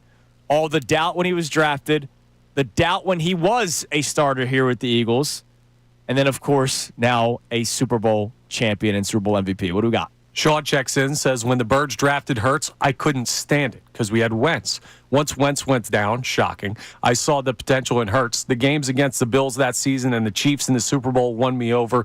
Definitely am surprised with the outcome. Yeah, I mean, look, I think everybody should have some sort of level of surprise. Even the biggest diehard Jalen Hurts fan there is, when the Eagles basically told you that they were looking in different directions. And then they didn't. Nope. And it worked out. They would have, though. They obviously would have. If Russell Wilson said, I want to play for the Eagles, he would have been the quarterback of the Philadelphia Eagles. I think the big thing we dodged was the trade up. They were going to go up in the draft. To get Zach Wilson. And go get Zach Wilson. So they were going to go get boy band. Where's he at? And Miami Dolphins, I believe. Is he? Is he? I think he's Miami Dolphins. To his backup, I think. He just got married. He is Miami Dolphin. Just got married, and he's congratulations to him. How's his mom doing? And his lovely bride, his How's mom. his mom friends doing? His mom, very attractive. Very attractive lady. All right, coming up next. We'll talk some Phillies because the Phillies lost their series to the Reds, dropping 2 of 3. The Reds beat us up and are trying to take our girl, too. Also, let's have another conversation about Nick Castellanos because resume versus whether or not you're playable is a conversation. It's Kincade Salciunas, 97.5 The Fanatic. Ricky Bo, Bill Colarulo. Maybe you should sign me up for being a platoon guy. Maybe I'll take this new configuration. Just play the hot hand, whatever Robbie Thompson's feeling. And Robbie.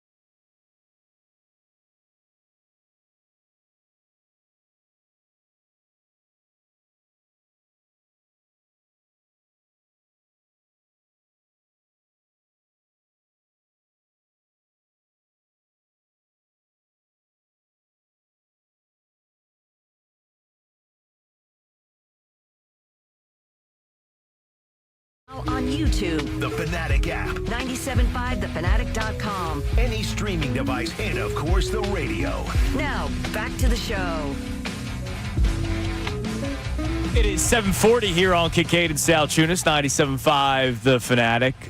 Takes a team effort to have 66 shows, Johnny? Yeah, today is the 367. I'm sorry. Yeah, today is one over the leap year. How about that? So show number 367. Shout out to Haley, who's doing it all in the back right now. Not only is she running our YouTube feed, as she does every single day, also helping out with the audio and everything He's doing behind everything the scenes. today. 'Cause Last second call outs. last second call outs, and Haley's just like, what? Roll up the sleeves. She's not wearing sleeves today. Damn right. But she's rolling them up anyway. Rolling up the sleeves. She's going to work. So shout out to Haley. Good job, Hale. All right, before we get back to some more text messages, let's talk about our Fightin' Phils some more. We mentioned them at the beginning of the show. They lost to the Reds yesterday 8-0 after Jordan Romano gave up the grand slam. Before that, Brandon Marsh just had an inning in left field. It was an inning.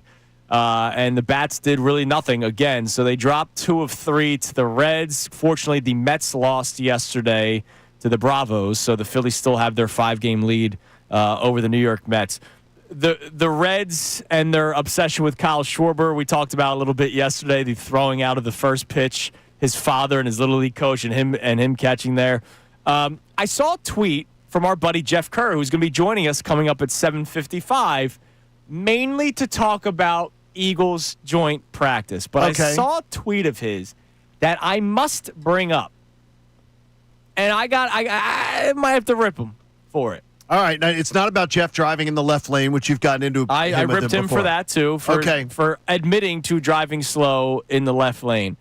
But he put out a tweet during this series with the Reds when the Reds were courting Kyle Schwarber. Which, by the way, they are. Yeah, they're doing whatever they clearly can. are.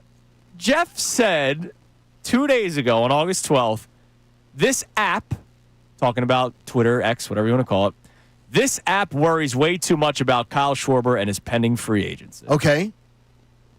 I worry about it every day. I do too. I do too. I day. gotta tell you, I do too. It's in my head every day. And by the way, I was telling you earlier, I talked to a former major league player last night, now analyst, who said to me he's very surprised that Kyle Schwarber allowed himself to be used like that. And that was the exact term that he used. Sure. To be used like that by the Reds. He said, I wouldn't read too much into it, but if you don't read into it, you're a fool. The key to the city? That was fake.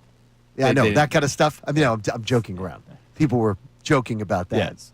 The whole idea of the father's award, Yeah. the father getting the thing. This player said, I would have begged out. I would have let my dad do it. Yeah, but I would not have been a part of it. My dad being honored, Yeah. but getting sucked into it like that. Now, people yesterday were getting into people were like, oh my gosh, they're giving him the key to the city and all this stuff.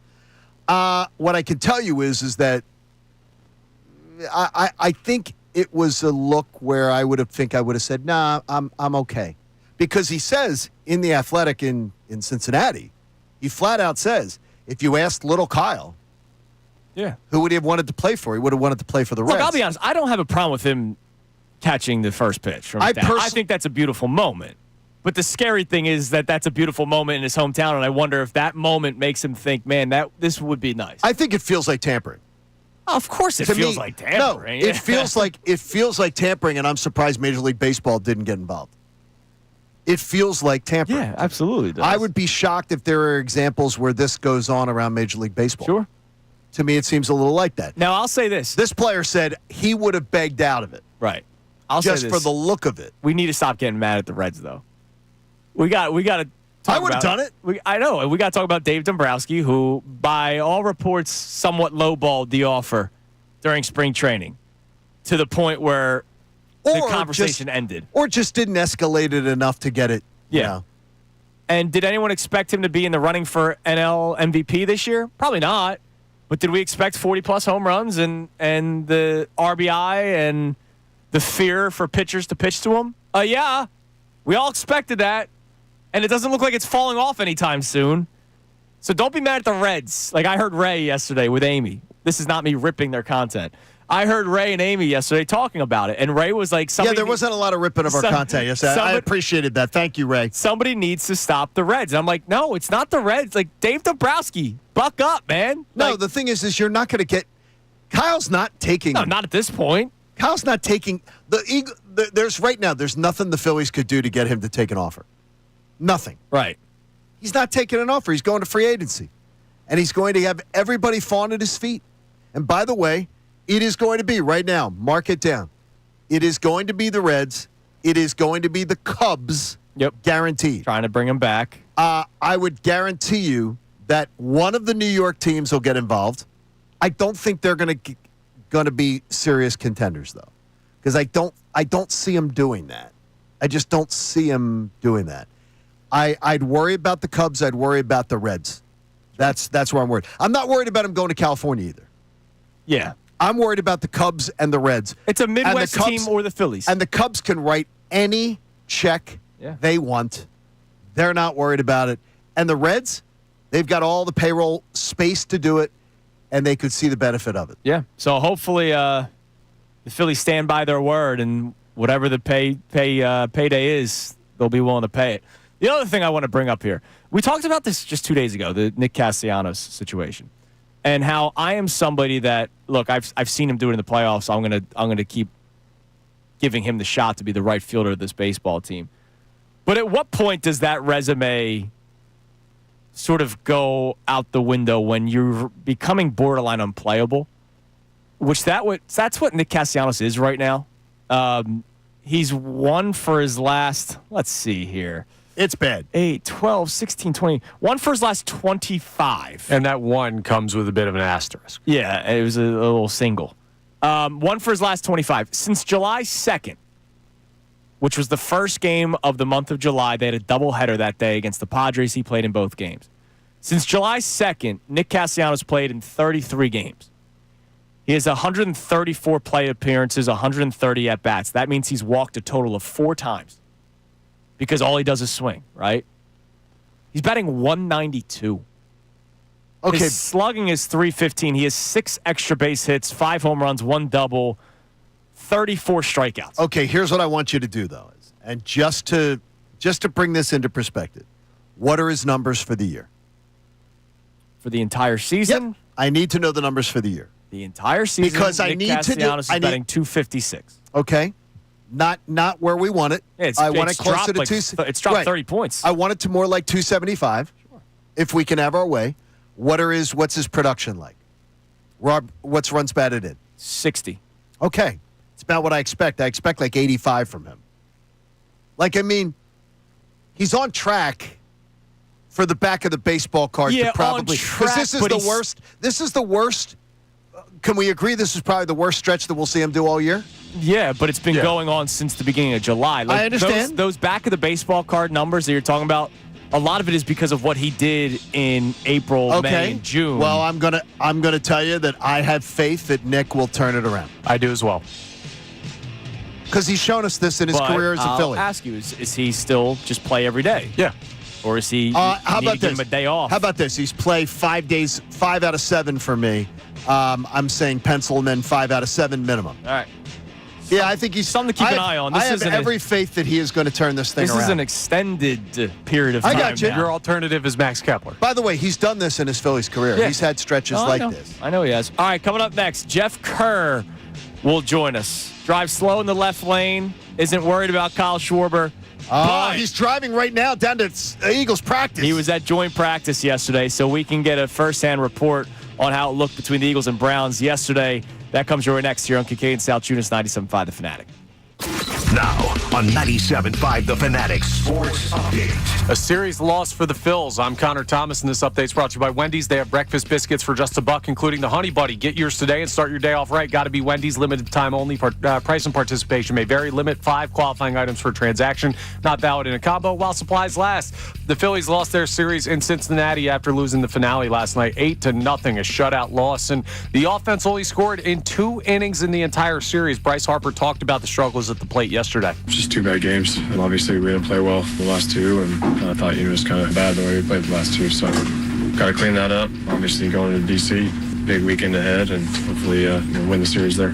It is a big weekend, a big opportunity. The Phils have 4 against the Nats down in D.C. starting tonight, 6:45 p.m. first pitch. Jesus Luzardo faces Brad Lord. The Eagles opened up joint practice with the Browns yesterday at NovaCare. Brett Toth took first-team reps at left guard for Landon Dickerson. Shedeur Sanders suffered an oblique injury in warm-ups. He's now unlikely to play in the preseason game on Saturday for the Browns. We talked to Jeff Kerr of CBS Sports coming up next for the latest on open practice, or rather, joint practice. Anthony Sanfilippo of Von Pattison joins us at 8:25. This update's also brought to you by Groundworks, your trained and certified experts for basement waterproofing and foundation repair since 1997. Book your free inspection at groundworks.com. I'm Connor Thomas on your home for the best Birds coverage, 97.5 The Fanatic and 97.5thefanatic.com.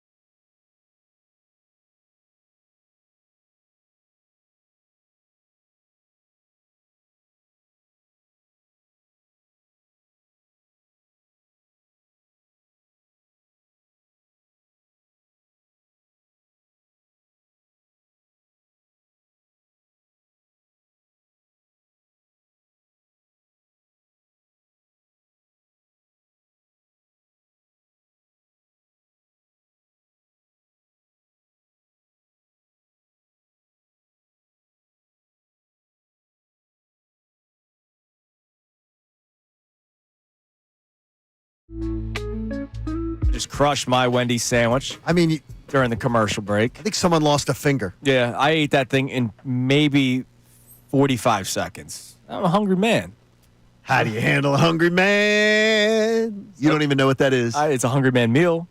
Okay, you just sort of know that. I put two and two together. Used to be called the man handler. Oh, is that right? Used to be, how do you handle a hungry man? The man handler. That's what we call Connor now. There you go. All right, second $50 gift card to give away. Let's go. How about you guys text 45, the number 4 and 5, 45, because I just said I ate my sandwich in 45 seconds. Tug McGraw. Oh, there you go. There we go. Let's go. Fifth person to text 45 to 610-632-0975 will win our second of our four $50 Wendy's gift cards. Wendy's has breakfast biscuits for just $1, including the Honey Buddy. Get yours today and start your day off right. Gotta be Wendy's. Limited time only. Price and participation may vary.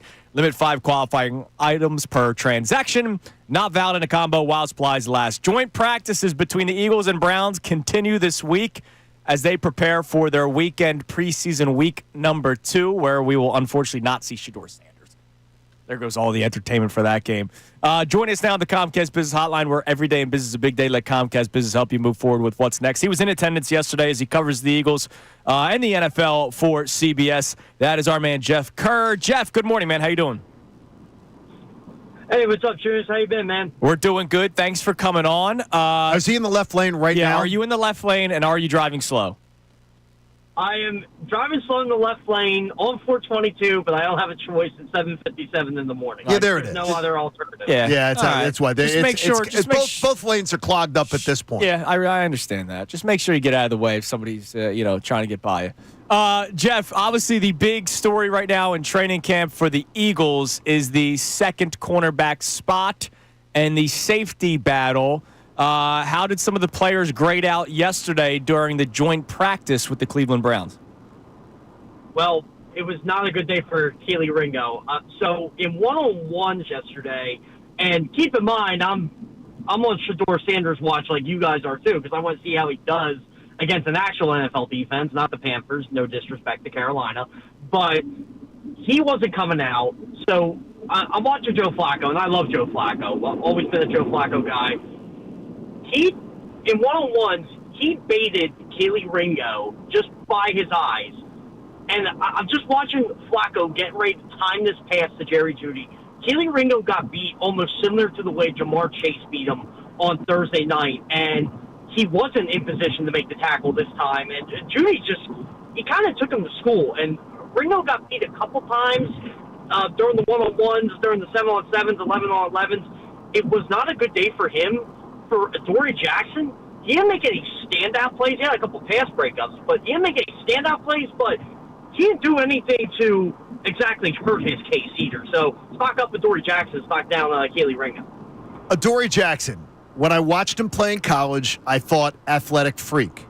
When you watch Adoree Jackson compete against this current crop of secondary members of the Birds, what do you see? You know, John, I see a guy who still has that athletic freakish in him, but he's also going to be 30 years old in September. So he's not the same player he was, say, when he was this dynamite guy in Tennessee or his early years in New York. But in fairness to him, I thought he was a solid player in New York. He just got paid a lot of money, and we know how it is in New York and in Philadelphia. You get paid a lot of money, they expect you to perform. He didn't play at that level, but he played well enough where he could be an NFL starter. And that's what I thought the Eagles are getting here. You're only paying the guy $1.5 million. You can cut him if you need to. It's not going to hurt them. But what I like about Adoree Jackson is he's the tortoise in the hare. Slow and steady wins the race. He's doing that right now. But I understand the concerns. I don't think Vic Fangio really wanted him, so that's why Ja'Cory Bennett's here. They want to bring in a guy with some upside that was a good cover corner last year in Vegas. Why not bring him in, see what he's got? And to be honest, I can't wait to see what happens when Bennett actually does get caught up with this defense. Jeff Kerr joins us here on the Comcast Business Hotline as you're listening to 97.5 The Fanatic, WPEN HD1, Burlington, Philadelphia, a Beasley Media Station, broadcasting live from the Comcast Business Studio, powering possibilities. Jeff Kerr from CBS. So, Jeff, how did the offense look yesterday? Obviously, when it's during training camp, you start to learn tendencies when you go up against each other every single day. So this is a chance for the Eagles ones to go up against the Browns ones on defense. How did the offense look? On the pass offense, I was not impressed with at all. But you got to put it in context here. No A.J. Brown does make a difference. I thought Brett Toth was better at left guard than he said he was. He said he made a lot of mistakes. I'm going to defer to him. He's an NFL athlete. I'm not. But I thought he was okay. I think he's great. I think he was terrible. He said he's terrible, but, it's Brett Toth. Jordan Mailata, I thought, struggled in pass protection against Myles Garrett, but in run blocking, I was extremely impressed with what the entire offensive line was doing, from Tyler Steen to Mailata to Brett Toth. I thought Brett Toth had a couple nice blocks. I thought Lane Johnson had a good day yesterday. And they created some holes for Saquon Barkley, Will Shipley, and A.J. Dillon that impressed me enough where I can convince myself, okay, this run game is going to be really good again, because the Browns' front four is no joke. Their front seven is pretty good. And the Eagles, when they committed to running the ball, they were moving the chains. Their only real big pass play was pretty much a go ball to Johnny Wilson on the back shoulder, and that was the first play in 11-on-11, and Wilson went up and got it. Besides that, you didn't really see much there. Denzel Ward was giving Devonta Smith some fits here and there. Jalen Hurts was holding on to the ball too long. Cleveland was getting a lot of pressure. So the pass offense, I'm curious to see what they do today. But the run offense, I mean, they looked in midseason form. When you look at this camp and you see how things have gone, compare it to last year, compare it to previous Nick Sirianni camps, do you see anything different? Do you feel anything different in the energy? I don't think the energy's different, because I think this team is a business-first team. They know the task at hand. I think last year they had something to prove, but it was a different way. It was, we got our problems fixed. Sean Desai's not here. Matt Patricia's not here. Vic Fangio's our defensive coordinator. We're going to show you. This year it's, look, we know we're on top. We got to make sure we stay on top. And last year is last year. Last year's over. It's a new season. This is a new team. There's not many remnants of their Super Bowl championship here. It's not like 2018 where it's, we're going to throw the Super Bowl championship in your face. No, this is, okay, yeah, we won the Super Bowl. Let's go out. Let's try to do this again. We got the pieces in place. And do I think this team is as deep as last year? No. But I also think that when you got 10 of 11 stars back on offense, you got a young defense, you're seeing the promise in the Jahad Campbell, in the Moro Ojomo, in the Jalix Hunt. Yeah, there are concerns with CB2, how the secondary is going to stack up. But then when you see a Quinyon Mitchell play as well as he is against number one receivers, or when you see a Zach Bond still play at a high level when he is practicing, you feel pretty good about this team. They're definitely a top three team in the NFL. There's no doubt in my mind. All right, Jeff, before we let you go, you do a great job covering the NFL, covering the Eagles for CBS, but you also cover the Phillies. And I took exception to something you tweeted out 2 days ago, Jeff. From you, this app worries way too much about Kyle Schwarber and his pending free agency. Jeff, I need you to tell me why I should not worry about Kyle Schwarber and his pending free agency, because we talk about it pretty much every damn day. Because the Phillies aren't going to let Kyle Schwarber walk out that door. They're not. Look, Kyle Schwarber has pretty much indicated. I know Kyle Schwarber is going to do what Kyle Schwarber is going to do. He's going to try to make the most money possible. Until he signs with another team, which I don't believe is going to happen, I think he's going to be a Philly for years to come. Kevin Long's here. Bryce Harper's here. He loves the fans. He loves the city. Look, it's a match made in heaven for him. Is the paycheck going to go up? Absolutely. You want to get on Dave Dombrowski for that? Absolutely. Did he kind of lowball him in March? I think he did, but again, that's what you pay DHs. The going rate's going to be higher now. I'm not too concerned about it. They got to overpay Kyle Schwarber. They got to overpay Kyle Schwarber. You know what you're getting. You're getting 40 home runs. You're getting 100 RBIs. You need Kyle Schwarber in this lineup. Let's face it. Like, as good as I think an Aiden Miller or a Justin Crawford could be, they're not at that Kyle Schwarber difference maker level yet, nor should we expect them to be when they eventually come up to this team. Kyle Schwarber is that guy who protects Bryce Harper. Bryce Harper protects Kyle Schwarber. I mean, there's a reason why Kyle Schwarber had 16 home runs in his last 33 games going into Tuesday, because of of a Bryce Harper that can protect them. It's just they work well together at the top of that line. You just can't replace a Kyle Schwarber. And we talk about the Reds have money to spend, the Cubs have blank check, Yankees have blank check, Mets have a blank check. Guess what? The Phillies have a blank check too. So it goes both ways here. It just seems like just reading between the tea leaves, talking to Kyle Schwarber, talking to people around Kyle Schwarber, I just don't see him leaving. All right, and I agree that I think he's back, but all those things that you laid out about how important he is to this team, that's why there's worry that if he does end up going, if he does go anywhere, it's problematic. Jeff, you don't believe playoff success has anything to do with whether he comes back or not? I don't, because I look at the 162-game body of work. And he's really good in the playoffs, too, by the way. I think his stock's going to go up in the playoffs. I mean, the guy's like third in, a career playoff home run? No. What John means is, saying let's say for the Phillies get bounced in round one again. Phillies don't win a playoff series again this year. They get bounced. Maybe they decide to just blow this thing up. I mean, why would you, though? Isn't that why you're trading for Johan Duran and have him under team control to extend a window that I don't believe ends this year? Oh, I hope you're right. I just don't know. I mean, I don't know what's going to go on, but I love the coverage, Jeff. Yeah, Jeff, and, thanks for coming on, man. We appreciate it. Hope I didn't wake you up this morning with that text.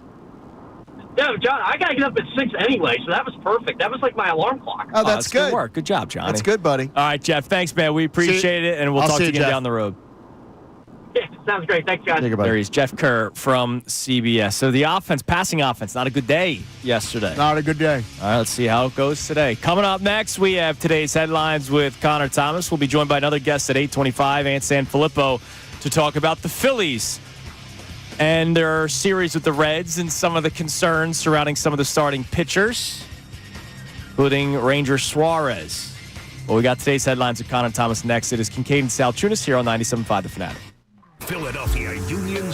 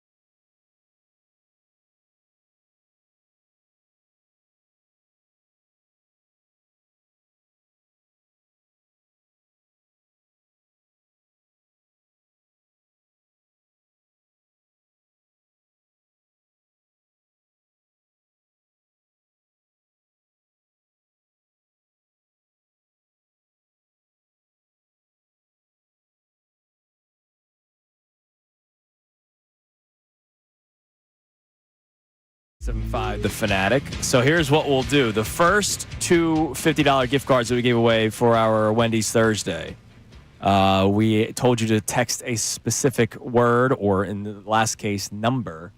What we'll do is we're going to do know today's headlines.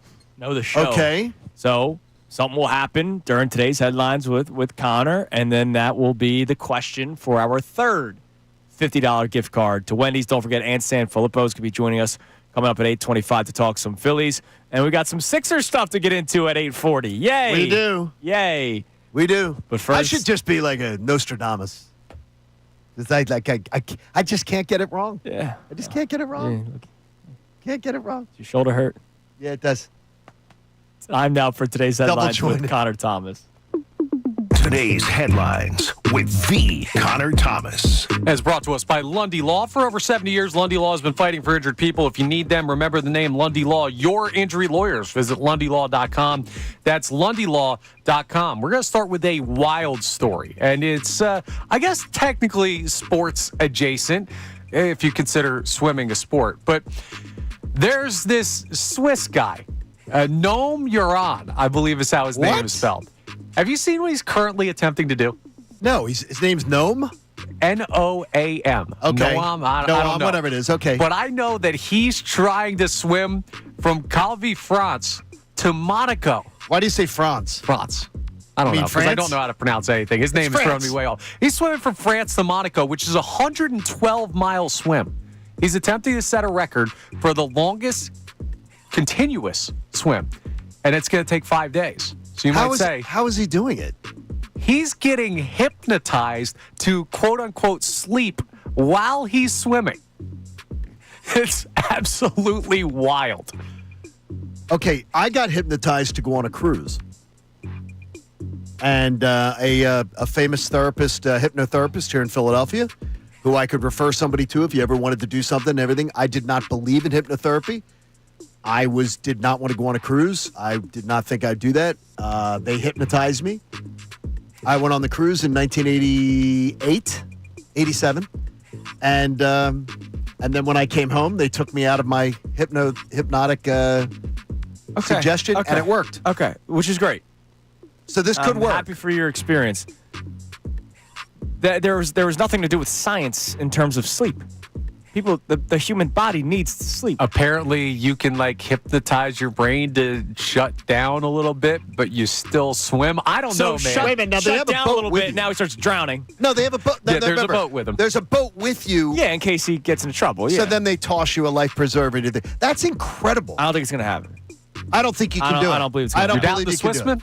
Yeah, no, I'm doubting that. Swissman. I don't think you can swim 112 miles continuously. I'd rather have Swiss Miss in 100-degree weather than believe that the Swiss man is going to be able to By do the way, this. that We'll is. see. We'll keep you updated. Those are rough waters, I believe. I don't think those are very calm waters. Yeah, I don't. That's brutal. I'm betting that he doesn't. I'm betting he does not make it. Yeah. All right. Well, we'll I'm keep over you under. updated. How about I'm rooting over for him. under? I don't think he makes it 70 miles. Over under. 5 days. Yeah, He doesn't make it 70 full miles. days. I don't no believe way. it. No way. I think he does. I'll take those don't. odds. No, I don't believe it. 112 miles. I don't think he could stay up for 48 hours. Go believe Noam. whatever Go you Noam. All right, so something that's much more believable is what happened to the Mets last night. Now, the Phillies obviously didn't have a great night, but I figured we could use a little bit of a chaser to the shot of baseball that we got watching last night. Here's what happened between the Braves and the Mets, with the Mets off to an early 6-0 lead. Braves had a big inning. Michael Harris, straightaway center field. Keep going. Is it a grand slam? The second base umpire, he saw it like we did. It hit off the black portion above the wall. It is a grand slam for Michael Harris. And how about the Braves exploding here for 9 in the fourth?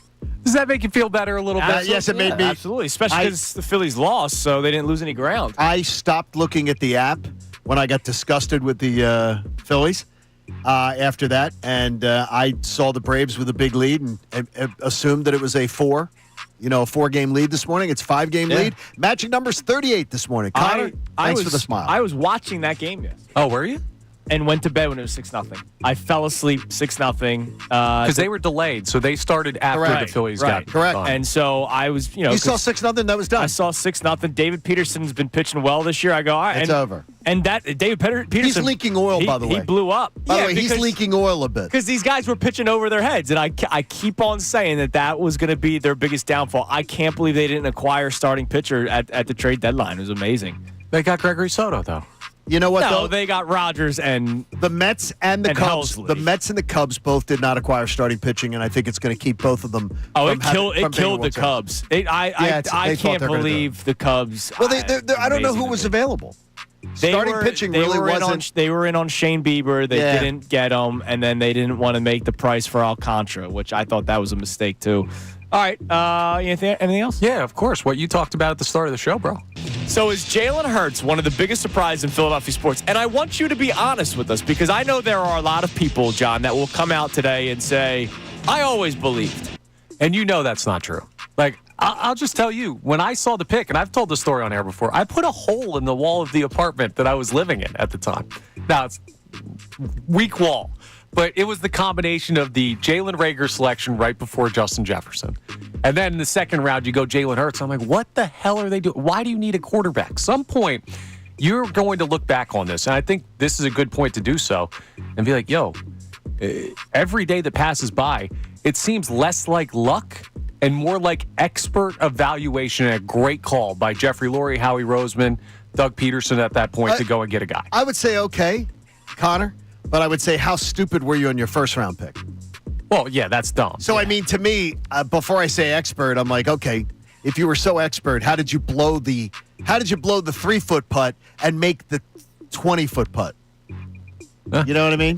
They blew a 3-foot putt. Yeah. And they made the 20-foot putt. So I would be more as they got a little bit lucky. Yeah, they definitely, especially when they tried trading for other options. Yeah, they got a little bit lucky. 2 years later. Yeah. That's a fair point. All right, I'll ask the question coming up from Know the Headlines for the third $50 gift card at Wendy's soon.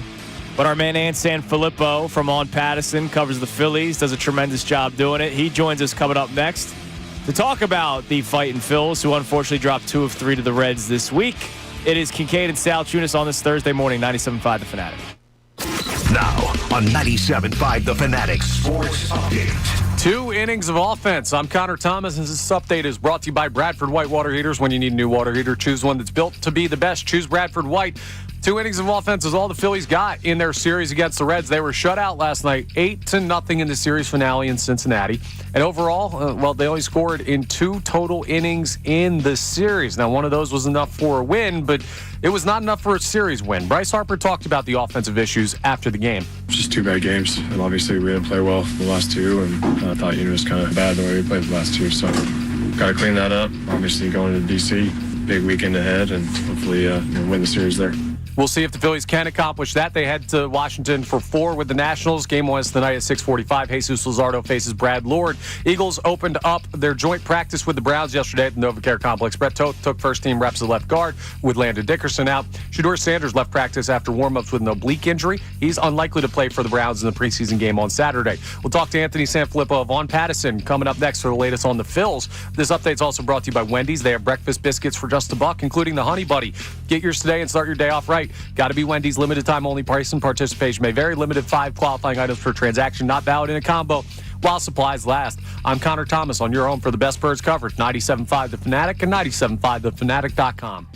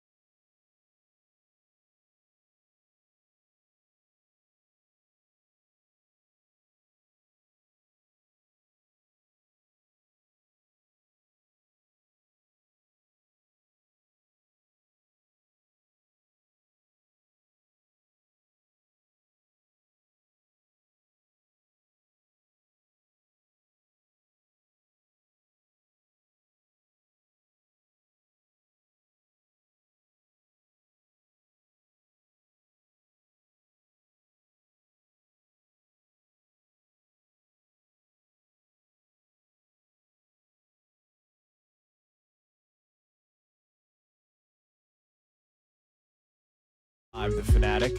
Shout out to Gabby, one of the great workers here at the Fanatic. What's Gabby doing? She came in early for us? She came in early because, Yo, Gab. people call out last second. That's awesome, Gab. And people need to step up. And I appreciate the people that step up. Thank you, Gab. So thank you to Gabby for coming in to help out Haley. Yeah, it's like girl behind power the this scenes. morning. Hell yeah, man. All right, Man. joining us now. Connor and the other girls. Joining us now on the Comcast Business Hotline, man. Well, I said you business to is a think big about day. the shorts yesterday. Let Comcast Business help you move forward with what's next. He does a tremendous job, covers both the Flyers and Phillies for all in Patterson. But we have him on today to talk about the Fightins. Our man, Ant Sanfilippo. Ant, good morning, man. How you doing? Hey, good morning, guys. Good to be here with you. It's good to have you on following Phillies' disappointing loss. They dropped 2 of 3 to the Reds. That's always a good. lot to get into with the Phillies, but something I want to start off with. Nick Castellanos, at what point, in your opinion, does the resume no longer outweigh the struggles? He's batting 192 since the beginning of July. Yeah, it's a great question. And, this is the worst stretch he's had since that April stretch of 24, right? I mean, he actually started to pick it up in early May of last year and then was one of the Phillies' most consistent hitters throughout the season last year. Was never great this year, but he was passable. He was okay. It was above average, slightly above average. But the last month plus, he's been really bad. The problem is that when you look at it, you sit there and go, what's the other option? The other option is Max Kepler. And I know he's hit the ball hard. We've heard all those lines from Rob Thompson about it. But your eyeballs tell you what your eyeballs tell you. And Max Kepler isn't a much better option either. So it's a matter of maybe they do have to kind of platoon those two. Not that that's going to sit well in that clubhouse, but maybe that's the answer. And you just cross your fingers and hope that on a given night, one of those guys is hitting. You've watched the last 3 runs to the postseason, and they've all had very different stories. 2022 was completely unlikely. 2023 had the bad start, and then the flame out in the NLCS, and then last year the incredible run early, and then the collapse. What is different about this year, and how are you feeling, and do you see any common DNA to any of the last 3 years? Well, there's a lot of common DNA, right, because there's a lot of the same guys. So you got to assume, John, that these guys are who they are and that they're going to perform as they have in the past, right? But the one thing that I think is different is you finally have on that back end of the bullpen a lights out guy, right? And so when you kind of piece together how this might look in the playoffs, you're probably moving at least one starting pitcher into that bullpen as well, if not 2. You got Duran back there. Strom and Kerkering are fine. Robertson is. We'll see how that is. Mm-hmm. So the bullpen to me is the thing that I think will dictate how they go. Because I think the offense is going to be the offense. It's going to be what it is, right? Bader helps a little bit, but not like huge. And the starting pitching is the starting pitching. So really, it's going to come down to the bullpen. This might well be the best suited the bullpen is for the playoffs, which is weird to say because you had what you had last year. They just fell apart last year. As long as this group doesn't fall apart, I think you're in a better spot. Doesn't guarantee anything, but I think that's the thing that I look at and say that's where I think that the Phillies will the decision of how the Phillies will do in the postseason will be determined by that bullpen. It's amazing how much month to month our opinions can change on players. Ranger Suarez was like the best pitcher in baseball for the month of June and July, and now it's been a major struggle. Is he potentially playing himself out of the starting rotation and then being used as that Swiss Army knife out of the bullpen for the playoffs? I thought that all season long. It's kind of funny. You're right. I mean, he was going so well that you were sitting there saying, well, you can't take this guy out of the rotation. Now he's pitching like a Cy Young candidate again. But the reality of it is that Ranger has always been a guy who hits a wall at a certain point. And so, therefore, you had to take into account that there were 2 months of baseball left to be played, and we'll see how he holds up over the time. And I think that the Phillies recognize that he's not a guy that can give you more than X number of innings as a starting pitcher, but he has had success in the past coming out of the bullpen. He does get guys out pretty evenly, left and right, so he's not one of those guys where you have to sit there and go, okay, he can only face lefties, or he can only face this pocket of pitchers.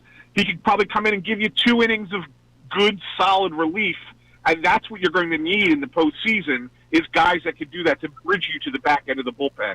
I kind of think that's where Ranger Suarez is going to be in October. So how concerned are you with what's been going on with the top of the rotation?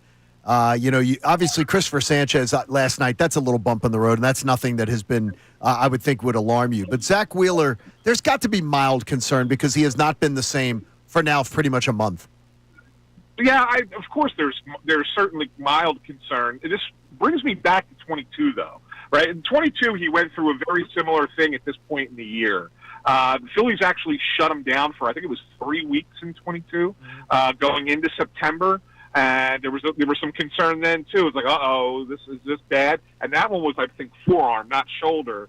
I wouldn't be surprised if he has another start or two, like he's had recently, if they do the same thing. Because then you saw what happened when he came back in 22. He was great, in the last week of the season and in the playoffs. So I think that could be on the table, but that will be dictated, I think, by how he looks in his next one to two starts. Do you get the sense at all, we're talking to Ant Sanfilippo on the Comcast Biz Hotline, does a great job covering the Phillies for Alan Patterson, that we might find come September 1st the plans for the playoffs, right? So if they send down Wheeler, you have to keep guys, or sorry, if they sit him down, you have to keep guys in the rotation. But do you think we may see the Suarez move to the bullpen in September, a Crawford call-up in September, solidified lineups in September, or are we going to find it all out come playoff time? I think you'll start to see some of it in September. It may not be September 1st. If you recall, a few years ago, was it 2 years ago, when they called up Orion Kerkering at the end of September, pitched only 4 innings in the regular season, but then he was part of that playoff bullpen, right? And so if they didn't give him that much of a runway beforehand, probably because they didn't want to tip their hand too much, for put too much on tape for the opposition to look at. But I look at it and say that to come into play maybe mid-September-ish. You might get a call-up before then, like you mentioned Crawford. The thing ultimately, guys, with the lineup, and Crawford could be the answer, ultimately, but if they really thought he was a guy that could help them, I think he would be here by now. And so the fact that he's not, it tells me that what you have on this roster right now is what they plan to go to war with in October. Wow, that scares me a little bit. I do wonder, isn't August 15th the date that rookie eligibility is saved for any player coming up, though, for 2026? Yeah, it is, but I don't necessarily know how much that plays into it. Like, do the Phillies really look at it and say, "Oh, well, we want to make sure that he still has an opportunity to win the Rookie of the Year in 2026. That's why we haven't called him up." I don't think that's the case. Okay. Like, I don't look at Crawford as that superior talent of a player that they want to maintain. That it would be different if it was, his clock and it was like beginning of the season. You want to save a year, like and not calling a guy up. You've seen that happen in baseball before. I can understand if it was that, but not for a Rookie of the Year award. I don't think that means much of anything to the Phillies. And we appreciate the time, man. I hope you had a good time on vacation. Get back to work, you lazy Get back bum. to work, dude. Seriously. Yeah, so today. Thanks, boys. Take care, man. You're the man. Thanks, There he is, buddy. Ant Sanfilippo on the Comcast Business Hotline. Does a great job covering the Phillies for On Patterson. Really good job. Yeah, great job. All right, coming up next. Sixers don't seem to be on the same page when it comes to Joel Embiid. Is this like a... It's August of 2025, We've done this show before. John. Yeah, we've done this one before. It is August of 2025. Knock me over with a feather. We'll check some text messages as well, but that comes your way first next here on Kincade and Salciunas 97.5 The Fanatic. Now, a Birds Insider Update on 97.5 The Fanatic and 97.5thefanatic.com. I'm Connor Thomas, and yesterday was the first day of joint practices between the Eagles and the Cleveland Browns. If you were excited to see what rookie sensation, we'll call him to this point, Shedeur Sanders looked like for the Browns, well, he went out early with an oblique injury for Cleveland before practice even really began. But Jalen Hurts was active, and he was also active after practice, talking about some things, including Landon Dickerson's injury and how the team can make up for it, and the faith he has in his left guard. For Landon, nothing's ever too serious. You know, he's one that's always playing through something and has a great competitive spirit, has an edge to overcome some of those nicks that come up. And so always good to hear that he's in a good place. It is always good to hear that, and the faith in Landon being tough is something that I think we all should hold right now. But faith in the offensive coordinator, well, he's new, so I'm not so sure that the fan base has that yet. But Jalen Hurts talked about what Kevin Patullo has been working on as well as the offense. Driving the ball down the field and kind of replicating some of that. We had some very lengthy drives, and I think that was all really good for us. And so it's a great learning experience. I think he's doing a great job. Now, the reports out of joint practice where the Eagles need to sharpen a couple things up on both sides of the ball, so we'll keep you updated with what goes on today. Nick Sirianni will meet with media coming up around 9:40. I'm Connor Thomas, and you're home for the best Birds coverage, 97.5 The Fanatic and 97.5thefanatic.com. The summer's here, and you know what that means. Engagement season. But remember, don't force it. Don't tell your significant other something so ridiculous they almost feel obligated to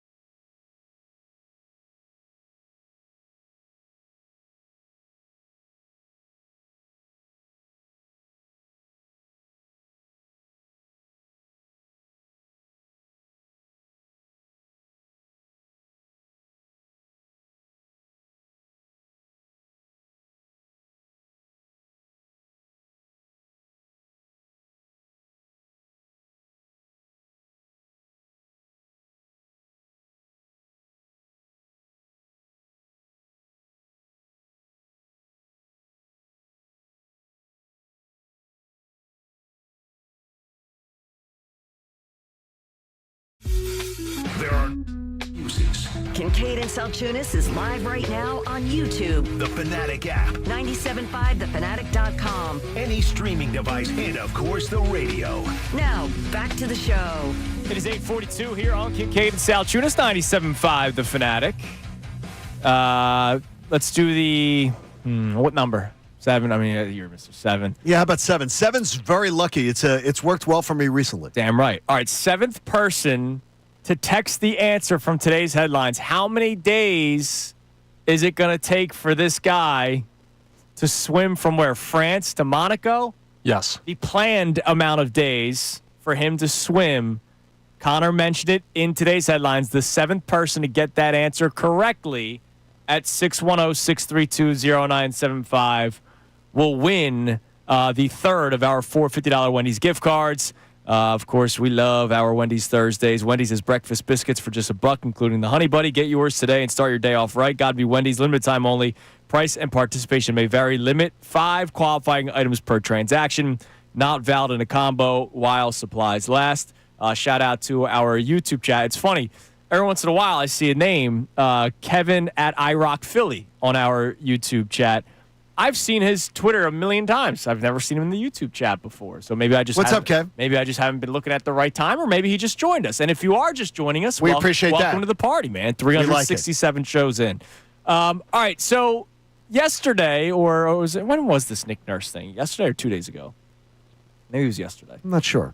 Nick Nurse had a golf outing. Dee Lynam was went in out for attendance. it, right? Yeah, she was in attendance for it. And he was performing music, too. Yes, he's a very talented pianist.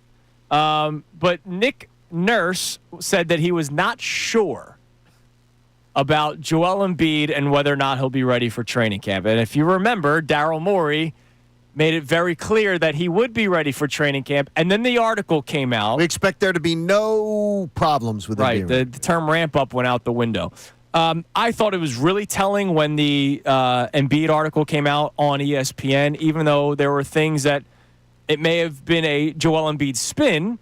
There was information It was a complete Joel Embiid spin, but people were like, how dare you say that?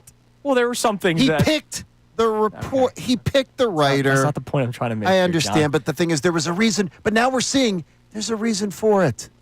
There was a reason behind all of this. No, okay, the thing I'm just trying to point out from the story, regardless of who the writer was, it could have been No, John but there was a Kincade reason who wrote for it. This whole thing.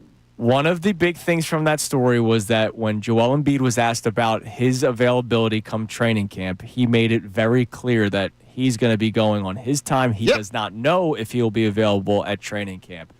So Daryl Morey, it seems like, just spoke without any information and just wanted to get people, I guess, I don't know, thinking that there's a possibility that he was going to be healthy come training camp. And there is still a chance, but Joel Embiid made it really clear in that article when he said, like, I don't know if I'm going to be. I've rushed back from every injury, so I'm going to take my time with this one. I don't believe that, by the way. And that's why Nick Nurse is not sure about Joel Embiid. BS detector. He has What? not rushed back from every injury. That's a bunch of BS. Literally the Knicks series? Yeah, he did. That was a Okay, rush back, every injury is what was it. He did not. He is not. Orbital bone fractures twice now. He does not rush back from every injury. In fact, he is a guy who I think I don't consider him not tough, like some people want to say not tough, but I don't believe he is a guy who I don't believe he's a guy who always pushes himself. That always pushes himself to be, I'm going to be as quick as I can get back in best condition I can be. He's not a guy who has done that for the majority of his career, and I think it's well documented. But again, the 2 orbital bone fractures and the knee, multiple knee injuries, like he has come back. He has come back. Yes, ahead of schedule. He's come back. In the Knicks series, he was absolutely ahead of schedule. That was a great, and by the way, it was a great performance. Yeah. I think it was the best playoff performance I've ever seen out of him, is that Knicks series. I'll compliment where it's due. To act like he's some incredible warrior who always puts out the best for this franchise is a bunch of BS. But you don't he has not been. But I think it would be wrong to not agree that he has come back early from multiple injuries. There have been times where he has. You can say all you want about the, there have been times where he has athleticism and whatnot. There's been times where he has not done his best to be in the best condition to get back on the court and to do his best for this franchise too. So when people say he always does, that's a bunch of BS. And that's what I just call out, is that it has not been. So there it is. There are Okay. times where he has, absolutely, and I acknowledge those times. And so this time, he made it clear in the article after Daryl Morey, for whatever reason, felt comfortable saying he was going to be back for training camp. Embiid took the time to say, I want this to be on the record that I don't know if that's No, I'm going to do things totally my way. true. Yeah. I'm going to do these my way, much like he did last summer. When he played in the Olympics instead of taking care of his injury when he should have been taking care of the injury and not playing in the Olympics. But this time around, if he does not think that his rehab is back to the point where he should be back in time for training camp, he would know his body more than Daryl Morey would know it. Yeah, well, he didn't know his body last summer, so I'm glad that he's figuring it out this summer. Again, that's just the Joel Embiid like this now, I'm going to be in charge and I'm going to do what I wanted to do. You did it last summer, and you screwed every season ticket holder over. You screwed your teammates over. You screwed the fans over by doing your Olympic desire, your own personal desire. That's what you did. Now, again, this doesn't mean that he won't be back for training camp. It's just Nick Nurse wasn't really sure. What do you think? 0 to 100. I don't know, John. Okay, 0 to 100. 50? 50? Yeah. Okay, I'm going to go 100. That there's no shot. You're going to go he's ready 50. for You're going to go training 50. I'm going to go 100. No, I'm on the record 100 Okay. that he's not going to be ready. You're going to go 100. I'm going 100. You go 50. I'm going 100. So here's the full quote from Nick Nurse, by the way. All the news is positive. I know he's working very, very hard, and I think things look good. Whether he's ready for training camp or not, I think there's maybe a lot more decisions than that to make before we get there. But our main thing is that he's healthy to play and play to his nearest capabilities because he's awesome, no doubt about that. And again, I don't know why Daryl Morey felt so comfortable to just honestly, John, like I wouldn't blame Embiid for this. I would blame Daryl Morey for maybe not having I think any bit of information. Daryl may have spoken out of turn. Yeah, and that's the problem. It's not Embiid whether or not he's ready to come back or not. It's Daryl Morey for just going out on a limb and saying, yeah, he'll be ready for training camp. Just like he thought Paul George would be healthy. He may have spoken out of turn. That absolutely could be the answer. That's who I look at before I look at Embiid. Yeah, I'm looking at the guy who did all this. This is all based off of last year and what he did. Might not be ready. Yep. And if he's not ready, he's not ready. Yep. All right, coming up next, we'll reset today's topics. Also, 8 million views in over 10 hours. I got to see where it's at now. Oh, my Kincade gosh. Salciunas, 97.5 The Fanatic. Now on 97.5 The Fanatic Sports Update. An offensive outage for the Phillies. I'm Connor Thomas, and this update is brought to you by Wendy's. They have breakfast biscuits for just $1, including the Honey Buddy. Get yours today and start your day off right. Got to be Wendy's. Limited time only. Price of participation may vary. Limit 5 qualifying items per transaction. Not valid in a combo while supplies last. The Phillies, they had an offensive outage out in Cincinnati. They lost 8-0 to the Reds last night, and it wasn't just the final game of the series. They only scored in 2 innings in total in the entire series. So Bryce Harper talked after the game last night about the issues at the plate. Just 2 bad games, and obviously we didn't play well the last 2, and I thought it was kind of bad the way we played the last 2, so got to clean that up. Obviously going to D.C., big weekend ahead, and hopefully win the series there.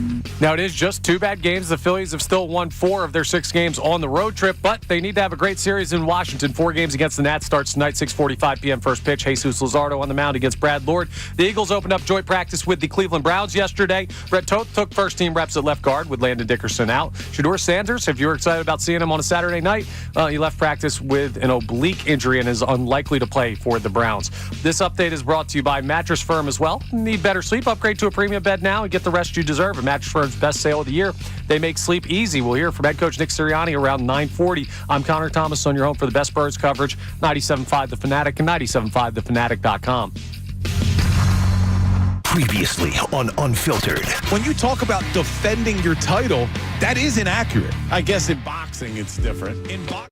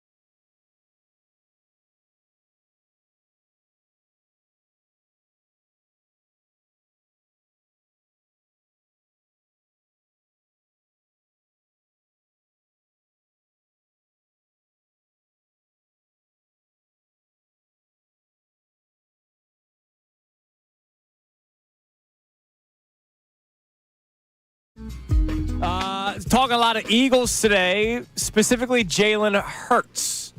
Phillies lost to the Reds yesterday. We've been talking about the Phillies as well. But Jalen Hurts, our question for you all today at 610-632-0975 is whether or not Jalen Hurts is one of the biggest surprises in Philadelphia sports history. So, Johnny, in the world of Instagram and collabing, I am a collaborator today. See, I'm still learning these Collabing. So MAB81 on Instagram responded to our video when we asked the question of whether or not Jalen Hurts is one of the biggest surprises in Philadelphia sports.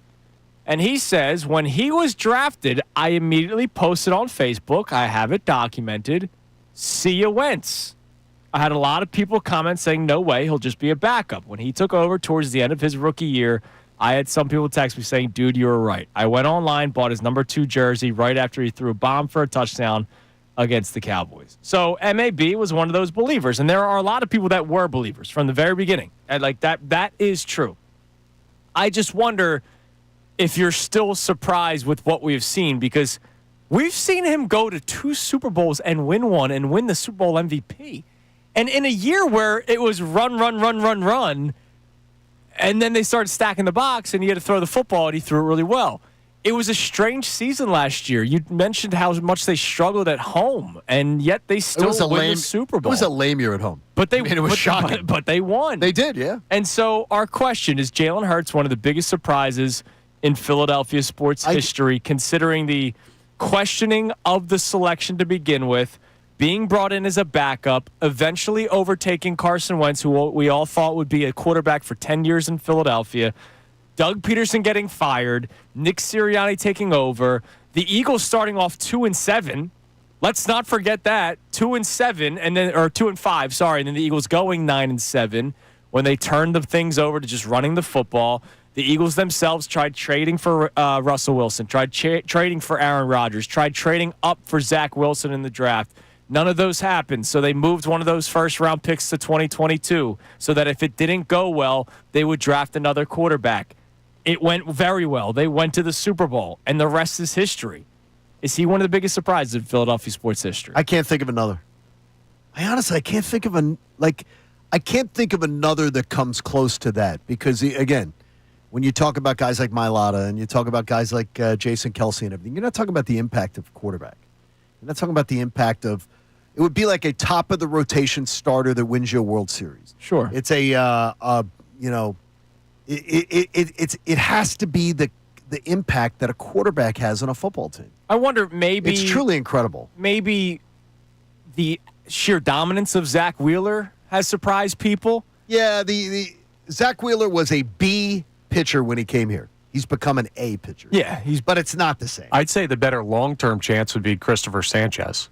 Could be. You traded a guy to acquire him, and he's been one of your better pitchers since you've acquired him. That's a good answer. And we'll watch that play out, and we'll watch if it produces a championship. Right. Jalen Hurts won a Super Bowl, right back to another one where he was the quarterback of that football team. And honestly, the World Series year, Christopher Sanchez had nothing to do with it. Right. Yeah.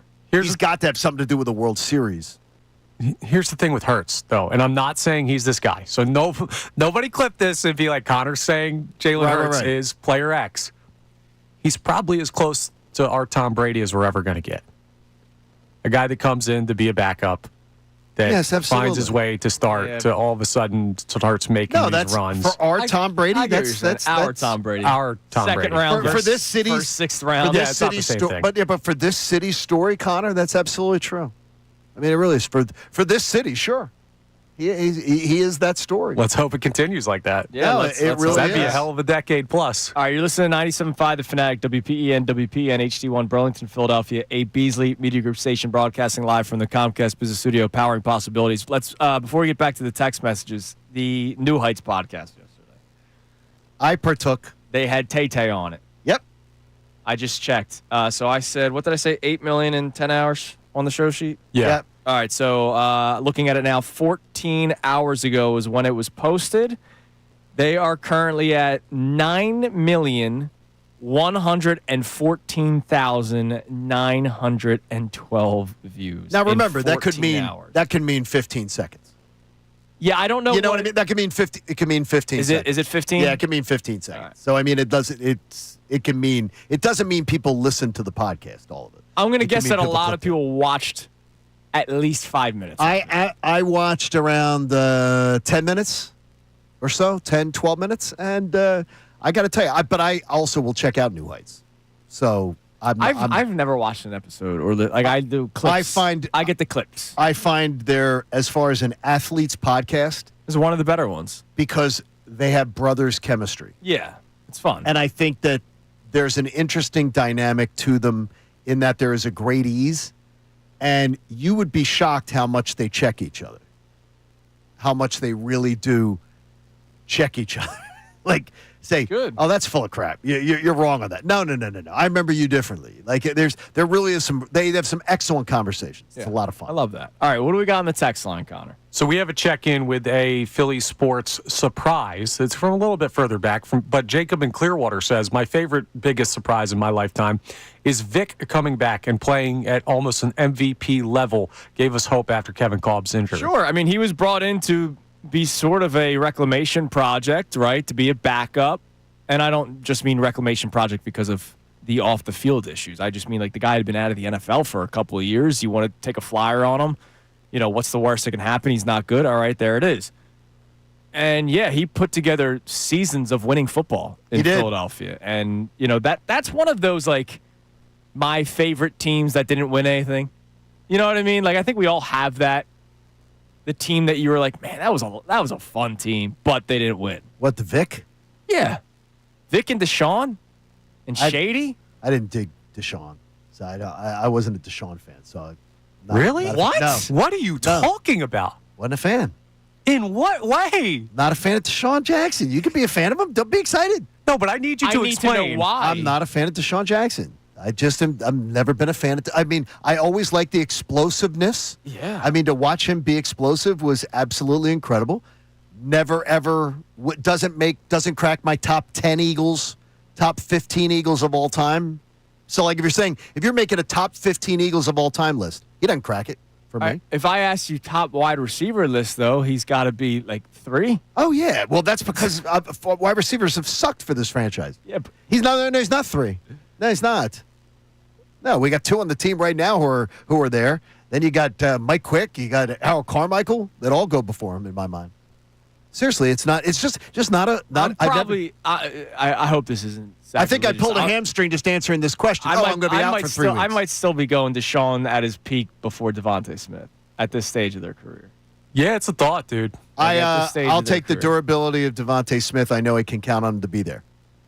Devontae Smith is going to be there to play. Man, this was. It's interesting. It's just one. No, so you're talking about favorite players, like or guys that he never made that imprint on me, and I didn't like that era. I did not like that era of Eagles football. Yeah, I liked it. Dude, the comeback was on my birthday. Yeah, dude. Was that? Yeah, that was like the best birthday present I've ever got. It was Olivia's 7th birthday. I remember that. It was probably the best gift I've ever got in my life. Was watching that game. That was a terrible game until the very end. Yeah, and it was a great gift. It was a great comeback. Yes, it was wonderful. You could have a bad birthday and then get something nice at the end of the day when they hit the big present when your kid finally goes to sleep. Like, you know what I mean? Wow. Wow. Birthdays could be all day. Really? That's kind of how it is for me nowadays anyway. Oh, well, birthdays. I'm not a big birthday once you guy. turn 21, it's okay, that's not good, though. Overrated. I'm not a big birthday guy. Wow. That was dude, I love that team. Wow, I did not. I have no warmth or affection for that. Teams? And I love Mike.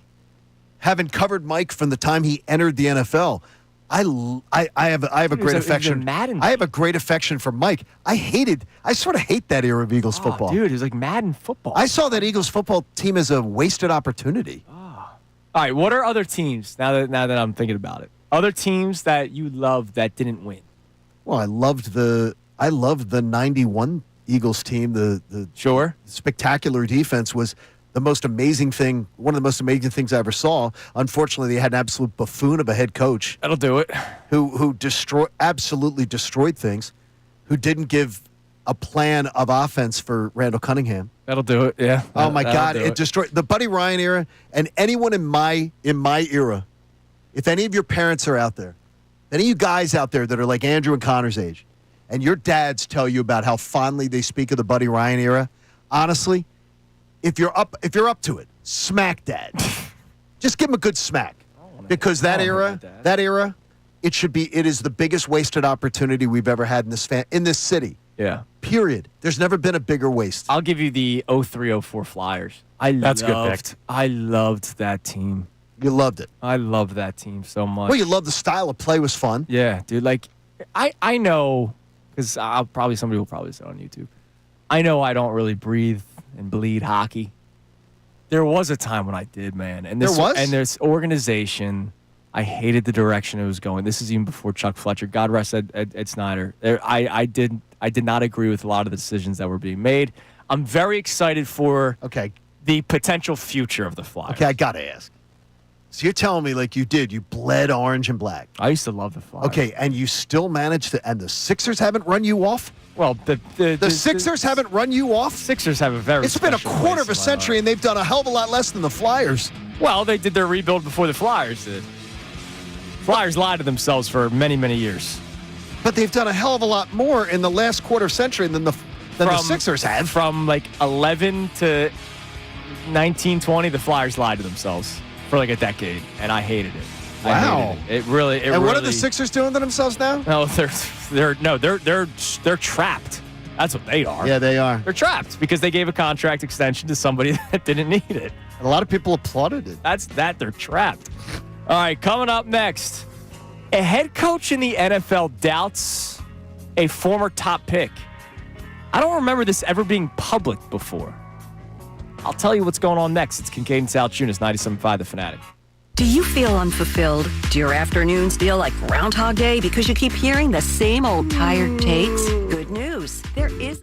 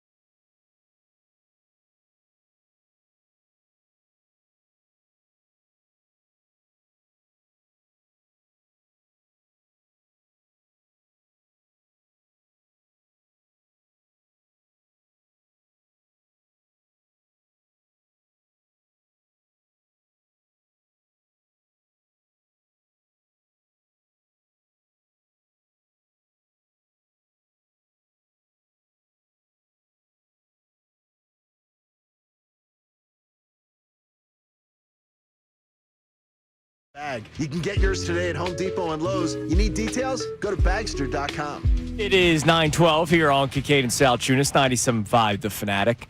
I saw something pretty interesting this morning. We'll get back to our text line here momentarily. And I have the Philadelphia sports misery grade. Okay, I want to hear who's ahead of them and behind them. If you have that quiz. right. Do they have that? Individual teams they do. Oh, okay, good. Okay, that's fine. So Sean Payton, obviously the head coach of the Denver Broncos. Newtown Square, former Newtown Square resident, Sean Payton.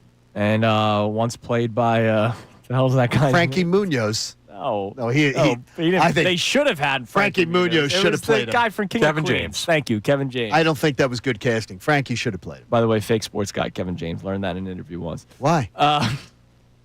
Me and Ant had him all. We couldn't even play it. Why? We interviewed him for the movie. And he didn't know sports? Oh, dude, it was so fraudulent. Really? It was a shame, man. Oh, that's a shame. It was a shame. We started talking sports. He knew nothing. Oh, boy, that's bad. So, remember the Seth Wickersham book where about the Patriots? No, about the quarterback, the most recent one, the quarterback. Oh, okay, good. And Caleb Williams, it was pretty clear that he didn't want to go to the Chicago Bears. His dad and him were talking about it and everything. Yeah. Sure. There was another note in the story that people apparently missed. What was that? Or somebody maybe just read the book now and saw it.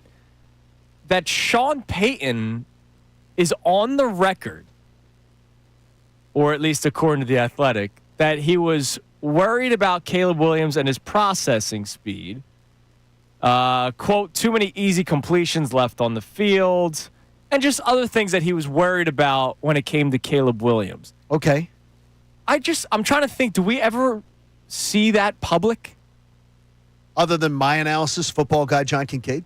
Right. No, I'm talking about told you that I would never, ever have drafted him towards the top of that draft? I'm talking about a head coach, though. Like, I feel like that stuff's never...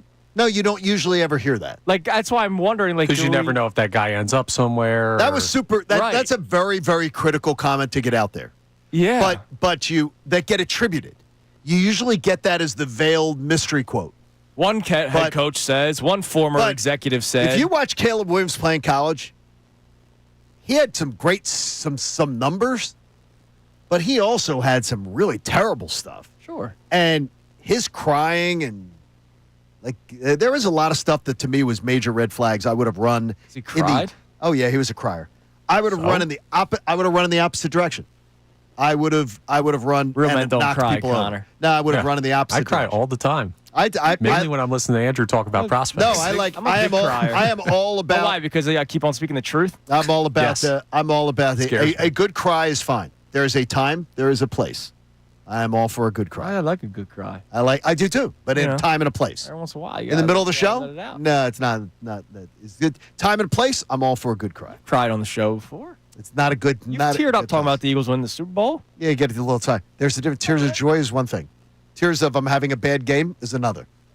I want to know toughness. Well, here's the thing. We've never had a bad show ever. That's the truth. Yeah, you're right. I'm not going to look at the YouTube comments for the next 20 minutes. Please don't. All right. ESPN.com, the Sports Misery Index. Okay. So at the beginning of it, they ask you to predict where you think they are. And the options, one of them was elated. One of them was like, your team stinks. Flailing. For each team, you mean? Just and you could pick Is this for your city as a whole, or city by team? You can pick any team you want, and they will put it into this algorithm. Okay. Ooh, okay. So, like, Eagles fans are elated. One of the examples that they gave, they did a randomizer where it was Broncos, the Houston Dash of the Women's Soccer League, the Blue Jays, and the Las Vegas Aces. Their misery rating was a 54. By the way, the higher the number, the more misery you're feeling. The less number, the more elated you're feeling. I thought Philadelphia would be elated. Now, did you put all 4 teams in? I did. Okay, I would put elated. Considering we saw a Super Bowl championship. We got Eagles high. Phillies are still high, regardless of the roller coaster. Phillies should be top 25%, maybe. Oh, so you can combine these teams. Yeah, you can make it. Cool. Sixers should be bottom 20%. And Flyers are on the should rise. be bottom. Nah, Flyers should be like But bottom I'm excited 30. for the Flyers. Yeah, but it's been a long time. Bottom Sure. 30% for the Sure. Flyers. I would think the Philadelphia number should come in around 55. I would say so higher is worse, right? Yes. Yes. I would say they're at like a 43. 55. 67. Wow, really? We fall in the flailing category. God, Price is right. I'd be pretty good. They say, let's look at it this way. You're not at rock bottom. There's always a chance you could improve your fortunes in the coming years. Now, you can do fan of a team 5+ years, 10+ years. I did 15+, which is the max amount that you could put in. Okay. So it's all 15 years. It's not just last year, 2 years, the last 3 years. So the Phillies, specifically in Major League Baseball, Well, they're a declining asset. Well, it's the last 15 years, so it's I understand, but if you're 10 talking years it's 10 years of a drought. But too. the fan misery too is a declining 3 years now. You've stepped Sure. down the last two, so So- they got a little negativity in there. Their misery rating is a 73. I think that's not too fair. high. That's too That's high. not fair. I think the Phillies should be around a 35. 35. So here are the teams that That's are not fair are to the ahead. Phillies. So the Dodgers and Astros are both a 0. They're That's ridiculous. Totally elated. Oh, Astros- Dodgers just won a World Series. Astros fans are not at a 0. I promise you that. But it's the last 15 years. They were a dynasty. Okay. And they got away with cheating, so Yeah. I'd be happy about that too. The Giants are at 13. They have the third best score. The San Francisco The Giants. San Francisco Giants. I get that. What? Why? They won 100 games one year, and what have they done? They've done Don't nothing. they have 3 World Series in that time? In the last Yeah, but the 15 thing years, is, the Giants are now having. maybe you were all right. Hold the on. Giants are actually having. You can actually get tickets to Giants games now. Like That's not the way it is. My The thing buddy is- Jack's out there. He bought it for $10. He By got the a way, nice seat. Giants tickets have never been available since that park's open. The last 2 years, you can walk up and get tickets right at the gate. You've never been able to do that in San So Fran. last 15 years, the 2010 World Series is just outside of it. So they have won 2 World Series. But what's interesting, it's kind of Marlins-esque. 2 World Series, but they've only made the playoffs 2 other times. Their fans are. I can promise you this: their fans are not happy out there. Their the records, so right now they're 3 under 500. They finished 2 under last year, 400 the year before that. They went 500 the year before that. The 107-win season, but losing in the NLDS. So you're right. If you do the last 5 years, maybe it's different, but I have 15 here Well, I in the think algorithm. misery tends to be. Fans don't think 15 years. If you have 3 crappy years in a row, like I think fans are, whatever team it is. Dude, we talk about the Sixers being 24 years removed from a Eastern Conference Finals every single day.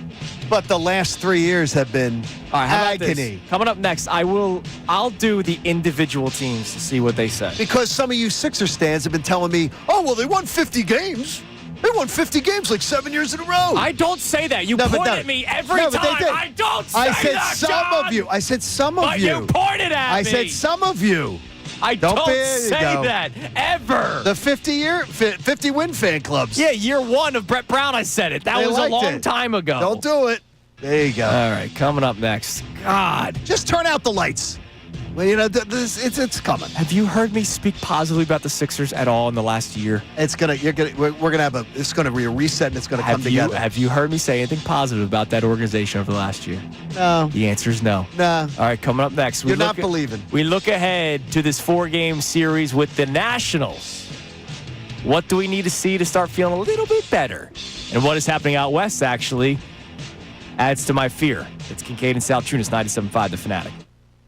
Now on 97.5 The Fanatic Sports Update. The Phils dropped the series in Cincy. I'm Connor Thomas, and the Phillies they got smoked last night. They lost to the Reds 8-0 in the series finale in Cincinnati. A shutout in that one, and they only scored runs in 2 innings in the series. Yeah, they did find a win there, and they're 4-2 on the road trip. But the offense has been rough lately. Bryce Harper talked about it after the game. Just 2 bad games, and obviously we didn't play well the last 2, and I thought, it was kind of bad the way we played the last 2, so got to clean that up. Obviously going to D.C., big weekend ahead, and hopefully win the series there. Maybe the cure they need is playing the Nationals for 4 games. That's what they're going to do starting tonight. 6:45 p.m. first pitch for Game 1 with Jesus Luzardo on the mound facing off against Brad Lord. The Eagles started their joint practices with the Browns yesterday at the NovaCare Complex. Brett Toth took the first-team reps at left guard with Landon Dickerson sidelined. And Shedeur Sanders, well, he warmed up, and that's about all he did. He had an oblique injury. He is now unlikely to play in the preseason game Saturday for Cleveland. So if you were excited to watch him, unfortunately, probably not going to happen. We'll hear from Eagles head coach Nick Sirianni coming up around 9:40. This update's brought to you by Wendy's. They have breakfast biscuits for just $1, including the Honey Buddy. Get yours today and start your day off right. Got to be Wendy's, limited time only. Price of participation may vary. Limit 5 qualifying items per transaction. Not valid in a combo while supplies last. I'm Connor Thomas on your home for the best Birds coverage. 97.5 The Fanatic and 97.5thefanatic.com. Eagles defensive coordinator Vic Fangio. There's a lot of times in the preseason where you're calling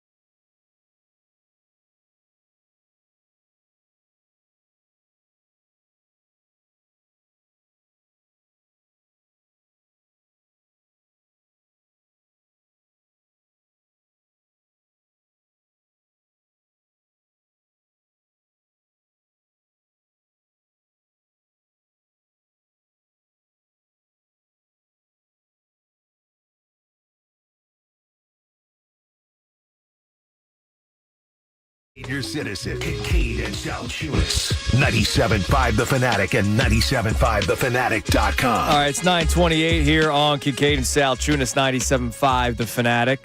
Shout out to all of our YouTube viewers, our listeners on the app, on the radio, you name it. We appreciate you being part of the ride. All you hardworking people out there as well, we appreciate you. What brings that on? Nothing. All you hardworking people out there. I respect hardworking people. I respect it. Did you see something that made you think of hardworking people? I just wanted to give the hardworking people love. I like they that. deserve. I like that. Especially when it was as hot as it was yesterday. Oh my gosh! There's been my neighbors have gotten are getting some work done on their house, and there's been like 3 or 4 guys that have been outside like every single day. And yesterday, I was dude, like, it's hot outside. Dude, I can't imagine. I can't imagine being up on a roof. No, my God, yeah, tough job. I can't imagine people laying down the asphalt. We've been having a lot of that going on. It seems all over Landview. They are doing the roads. Yeah. Blocking roads and doing that. I can't imagine laying down that tar or whatever they do. Did you ever have like a hard summer job like that? Not like I worked at a pool store. I've told you guys this before. I worked at Rickle. I don't know what Rickle. Which is like Home Depot. Oh, okay. It was Home Depot before Home Depot. I worked at a pool store, so like there were days where, hey, one of the guys that like does the digging is not here. Can you? You did digging? Whenever they didn't use like a. You mean they didn't use a? They just came to the guy at the shop. They didn't use a backhoe? I mean, there were certain areas of the pool where you had to do it by hand. Really? Yes. I mean, I've never like seen. If they're doing like the steps or something, like there's certain ways to dig it. And then I was the guy that had to sit every time the bag of sand for the filters. So I just sat out there. It was great. I loved it. Don't get me because you know me. The bag of sand for the filters. Give it to me. I don't understand. 50-pound bag. Okay, so what do you have to do? You put it in for the filters. A lot of salt pools have that. Okay. And so I would just be sitting back there, and I get the walkie-talkie. Hey, 2 bags of sand. And I would just walk it up. It was fun, man. That is a good time. You'd have to take the sandbag and bring it on over, and they'd ask you to put it in the car. It's a good workout. It was nice, dude. And you're sitting there in the. You know me. I like the heat. So you do like the heat. Connor likes the heat too. I never had one of those types of jobs, but I think it was because I was always in some sports league traveling somewhere where it's just like I never. So you're a spoiled rich kid. No, That's good. Well, no. I worked in the summers, What but did I just you work? never wanted to do. I did like fast food and stuff like that. You did work Chick-fil-A, right? Yeah. But I just never wanted to have the outside manual labor job because I spent so much time outside already with all the other stuff that I was doing. And you love heat. Yeah. You wanted a nice cushy job. By the way, another shout out to our man Colin Berger, who works. What's up, Colin? He works on a golf course, so he's out in the heat. Oh, dude, every single day. And Colin, they're there thank you for early. making those greens beautiful and the fairways nice, and the water jugs filled. Can I tell you guys? Yeah. I was naive as a child. I applied to work at a golf course, but certain testing needed to be done. Oh. And you got caught? I ended up not even reaching past that part of the interview process, believe it or not, to get to the testing. But spent a little too much time on the green. I thought the testing would happen, so I went to my local ShopRite because I was a dumb teenager and I just bought a bunch of asparagus. Like, this will help me. It changes the smell, dude. I almost said a bad word. Unbelievable. All right, You're a gem. Misery rating. Okay. I did one for each Philadelphia team, including the Philadelphia Union. So I have the last 5 years, and then I have the 5 to 15-year window. So I took away the 15-plus years because you're right, Connor. Like, the Giants did win 2 World Series during that window. So I did just Philadelphia teams. The Eagles have a 0 misery rating for both the last 5 years and 5 to 15, considering they've been to 3 Super Bowls, have won 2 of them, been to title games. So that's a thumbs up, man. It's fantastic. EAGLES. What's the number on the Eagles? 0 for both. Good. Literally That a should be. 0. There better be a 0. The next best, believe it or not, last 5 years, your Philadelphia Union. Yeah, that's with fair. a 32 score. Their 5 to 15 was a 66. Again, the higher than this is the ESPN misery rating. The higher the number, the more miserable you were. Then it goes to the Phillies. Last five is a 50. That's ridiculous. That's too high. That's absurd. That's absurd. World Series, NLCS, and NLDS last year, a division winner, and an NLDS. No. That's ridiculous. I find that one absurd. And I think 2021 weren't they eliminated late? It was late. Yeah. Yes. That was when Harper won MVP. Okay, that's crazy. That's absolutely crazy. That's nuts. Last 5 to 15, the number is higher, as you can imagine, at a 73. That's fine, considering they were out of the playoffs for 10 straight years. The Sixers, last 5 years, 79. I think it should be higher. The last 5 to 15, and 86. Yeah, that's fair. I think it should be 99, higher. the highest number. There too. And then the Flyers, the last 5 is a 92. I think that's fair. And the last 5 to 15, a 90. That's fair. And again, Flyers number is the most The fair. 2010 is the cutoff, so that cup run was not in this algorithm. I think the Flyers number is the most, it should be the most miserable one. No, yeah. but I think the Flyers number is the one that I most think we could have all predicted. Yeah. To be close. In the 90s. Here's where my number was so far off with the grouping, right? Because I weighted it with my Philly sports brain. The Eagles being a 0 brings the whole thing much, much lower to me, because that's the number one for us. Like, that can outweigh what's going on with the Union or the Flyers or the Sixers or even the Phillies. Like, with the Eagles being monstrous, that's why I had them at like a 40-something. If the Flyers had won 2 Stanley Cups in that time, but the Eagles sucked were and the what Phillies the Flyers sucked. were, Yes. then I'd be like, 70, 75? We'd probably still be miserable. Yeah, you're right. All right, Phil's Nationals begin a 4-game series today. Jesus Luzardo gets the start for the Fightins, going up against Brad Lord. Lord Brad. A religious matchup. Jesus versus the Lord. How about that? Zach Wheeler. Jesus is the Lord. Zach Wheeler, Mackenzie Gore go game 2. Gore's been horrible since the All-Star break. His ERA's ballooned to 4.09. He's got 158 strikeouts this year, and I think 90% of them happened in opening day. Didn't he strike out like 17? Well, that was the Shadows 13, game. I that was believe. the Shadows game. Yeah, only the Phillies players struggled. Remember, only the Phillies players. Hey, they won that game. Yeah. Game 3, Taiwan Walker versus Cade Cavalli. Is Cavalli a starter or is he I think he's an opener guy? I think he's an opener type. Okay. I thought. And then the Phillies currently TBD on Sunday. That could very well be the Aaron Nola. Come on, I want to see it. Yeah. So I'm curious, Connor. We're gonna have this conversation maybe again on Friday.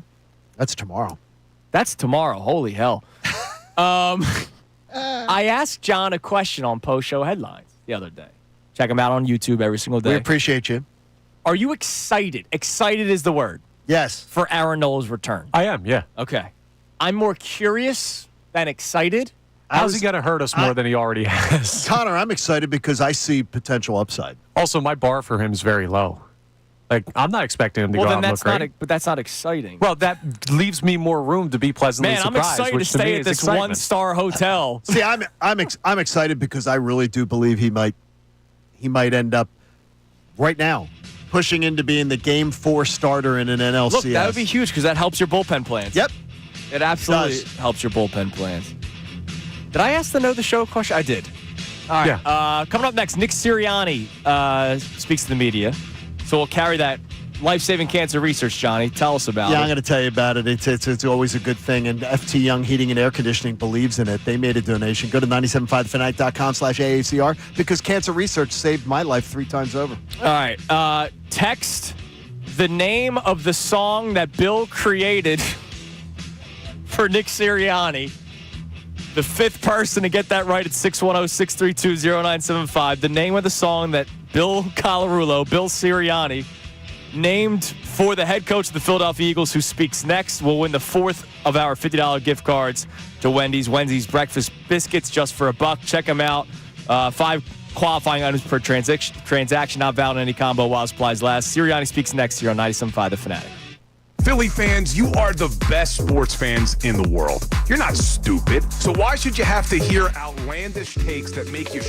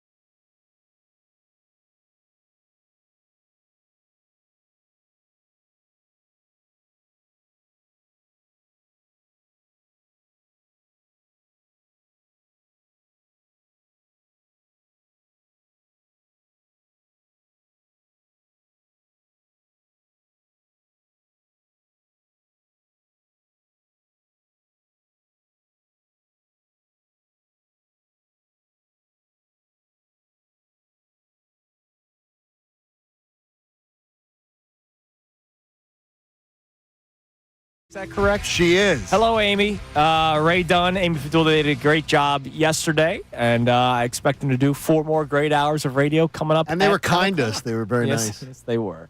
So I was thinking, I don't know why this made me think our conversation about Deshaun Jackson.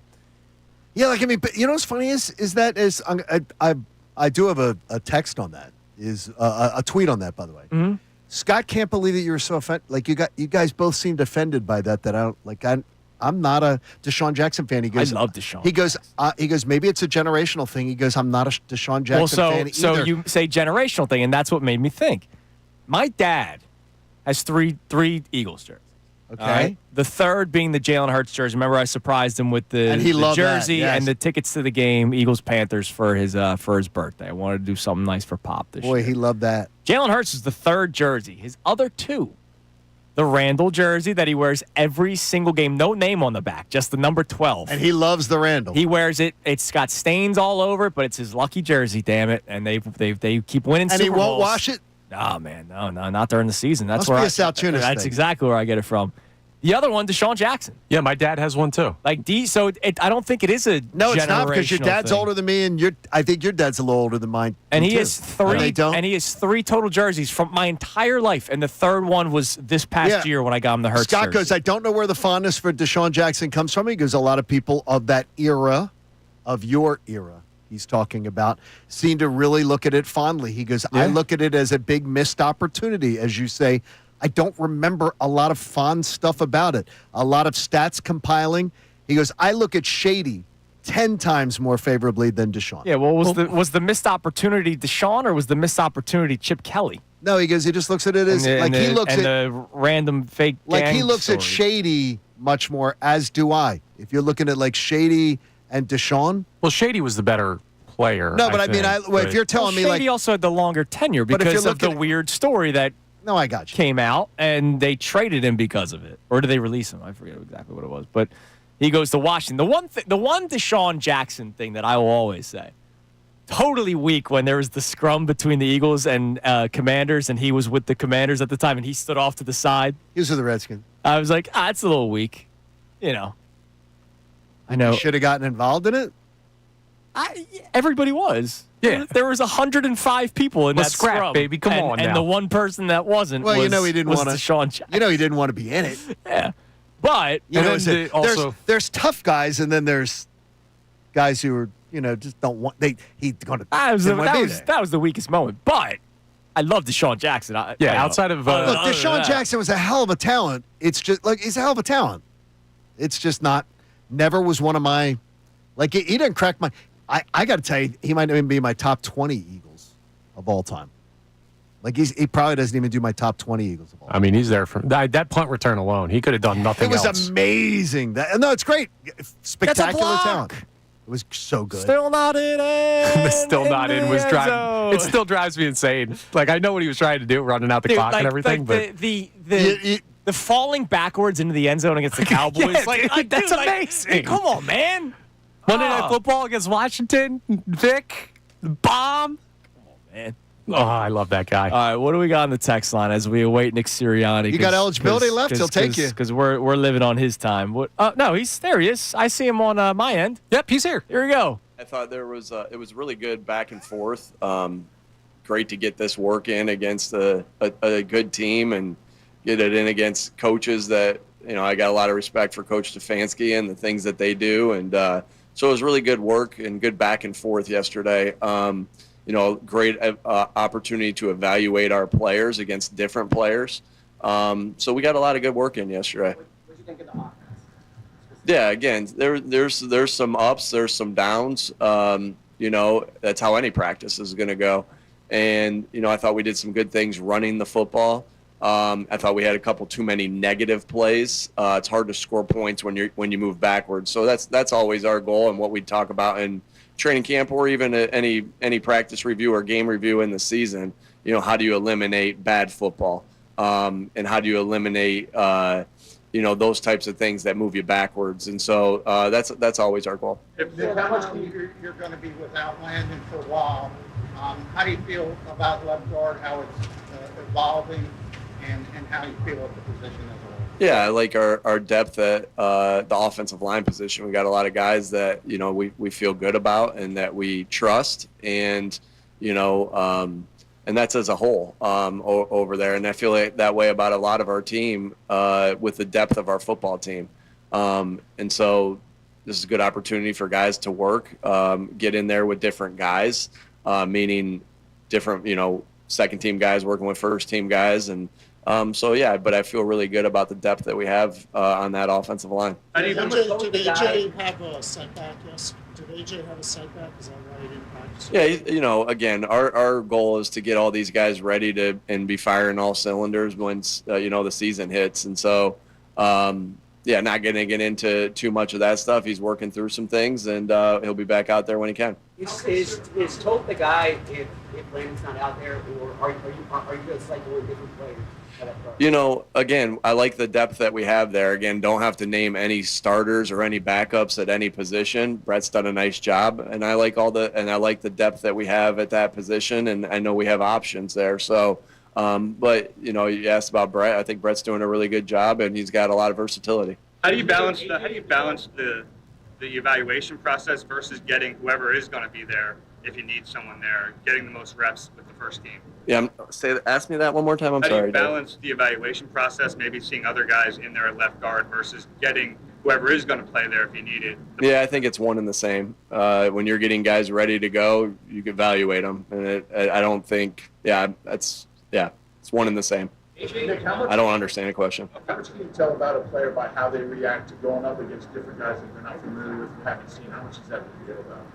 Yeah, again, you're getting different. It's not only a different guy that they're going against, but it's different schemes, right? Different looks. You can't get enough of that. And that's how the season's played, right? You get, you're going against a certain type of front or a certain type of offense or defense, and then the next week it changes. So not only is it, and obviously the guys change every week. So. It's good for us to be able to do that and get that work. And as far as the quarterbacks go, where are you in balancing that? Hey, competition is a good thing versus you'd like to see someone sort of separate themselves a little bit at this point. Yeah, again, feel good about the depth in the room, and feel good about the pieces that we have that are competing. I know you guys want that answer and looking for it now. We don't have to come up with that answer for a while now. We still got some time to come up with that. So, everything's a competition.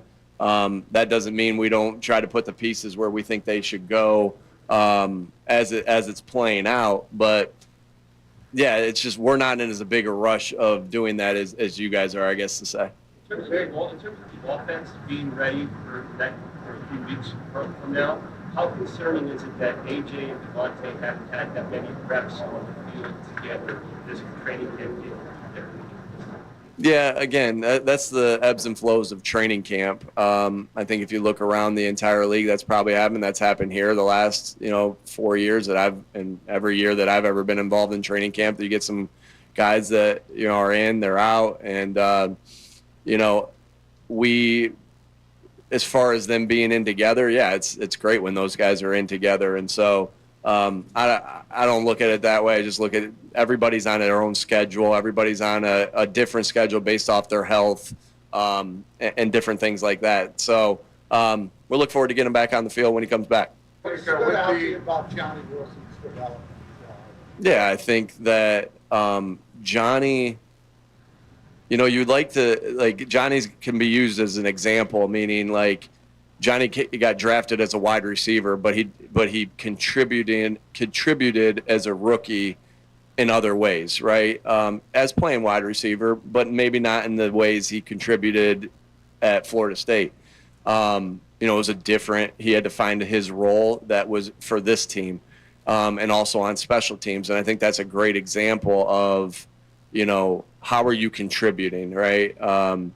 And how are you playing your role? Are you mastering your role and doing what's best for the football team? And I think Johnny's a good example of that. And then that gives you time when you're able to take the role that you have and excel at it, well, that gives you time to develop in other areas, like a pass catcher. And I think that we're seeing that. I think we're seeing him make some plays as a receiver now, expanding his role.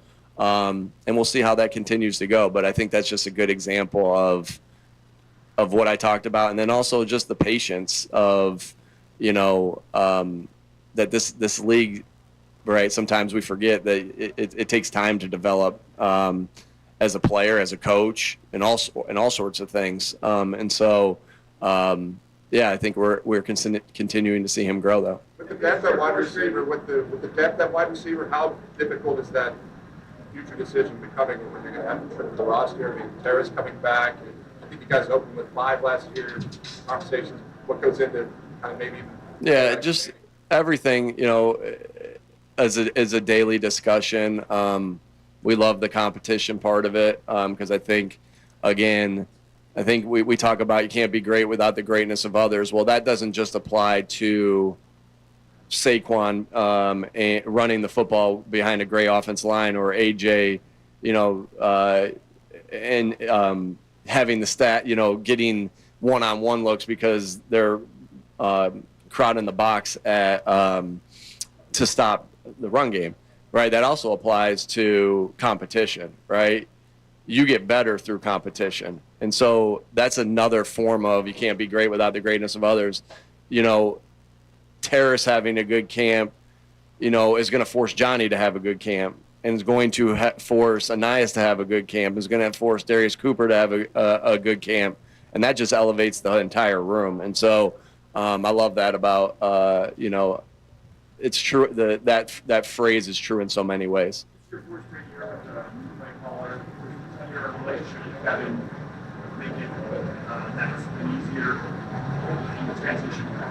Yeah, had the same relationship obviously with Shane. Very similar. Shane, probably my relationship very similar to Kevin and I, and then Brian also had been here. Kellen was the only one that out of that entire group, including Kevin, that was somebody that was new in the off season.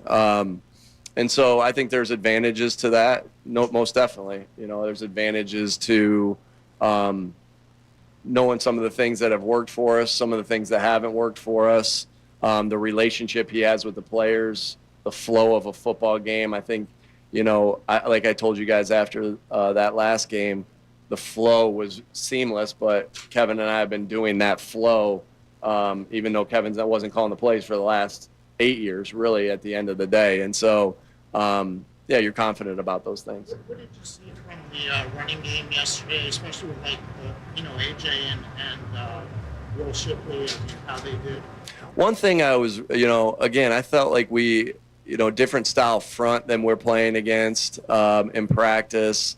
So I thought it was a nice job by the offensive line understanding that. Stout did a great job of coaching that up. One thing I was really impressed by was just you look for your habits to reflect in each practice. And I was really impressed with just the way we carried the football, meaning just the fundamentals of the carrying the football. We just were crisp at that part, right? And we obviously spend a lot of time talking about that, drilling that, reviewing that on tape. And I thought that really showed up yesterday, whether it was Saquon with the ball in his hands, whether that was AJ, whether that was Will, it just really crisp there. And then it really, that's something I pointed out in the practice tape yesterday, just, how clean that was. Because it was also, it looked the same when Devontae had the ball in his hands. And when Kyla Granson had the ball in his hands and Grant Calcaterra, and Dallas. So that's what I was pleased about with that our fundamentals looked really sharp.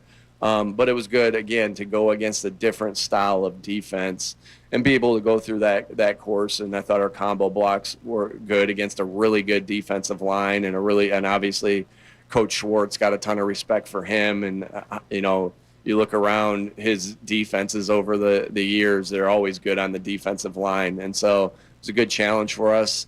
on that aspect. And like I said, had a couple too many negative plays, but there's a lot of different things that contribute to that. How is that? Has been here as long as he has. Do you see less of a learning curve for Jalen this summer? And if so, what does that look like, and how do you see that? Yeah, I think Jalen's doing a really nice job. I really think he's doing a good job of continuing to master the offense. That's something that you can always continue to get better at, going through your reads, getting through your reads, not putting the ball at risk, and the more reps he gets at a certain play, those all build up. And so, a lot of similar things, a lot of new wrinkles too, that our future opponents will have to be, that they won't see until they play us game 1, game 2, game 3. So, I feel like it's been a good transition. I think Jalen and I let them talk about their relationship. As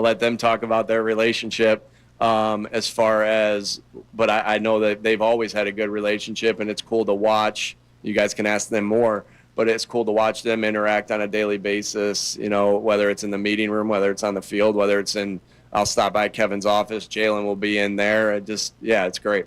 Jalen talked yesterday about the impact of Scott Leffler has had on in terms of his approach.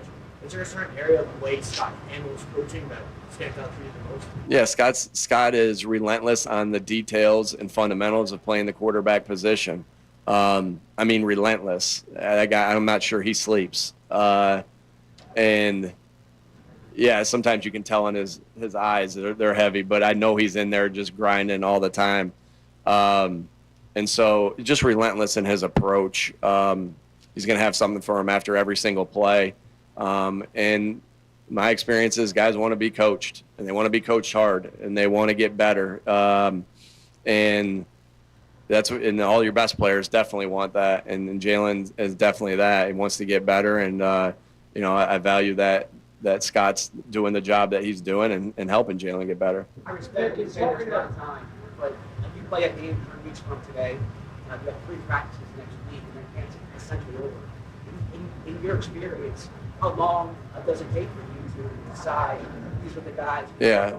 I guess, Zach, that was just my nice way of telling you that I'm not going to give you any information. All right. Thanks. All right, there's head coach Nick Sirianni. You'll hear some reaction to that. Coming up next, Ray Dunn and Amy Fadul until 2 o'clock, and then, of course, Unfiltered from 2 to 6. Everybody have a great rest of the day. We'll be back at it tomorrow morning. Post-show headlines, listener sent in questions edition today, so check that out as well. Everybody have a great rest of the day. We'll talk to you tomorrow.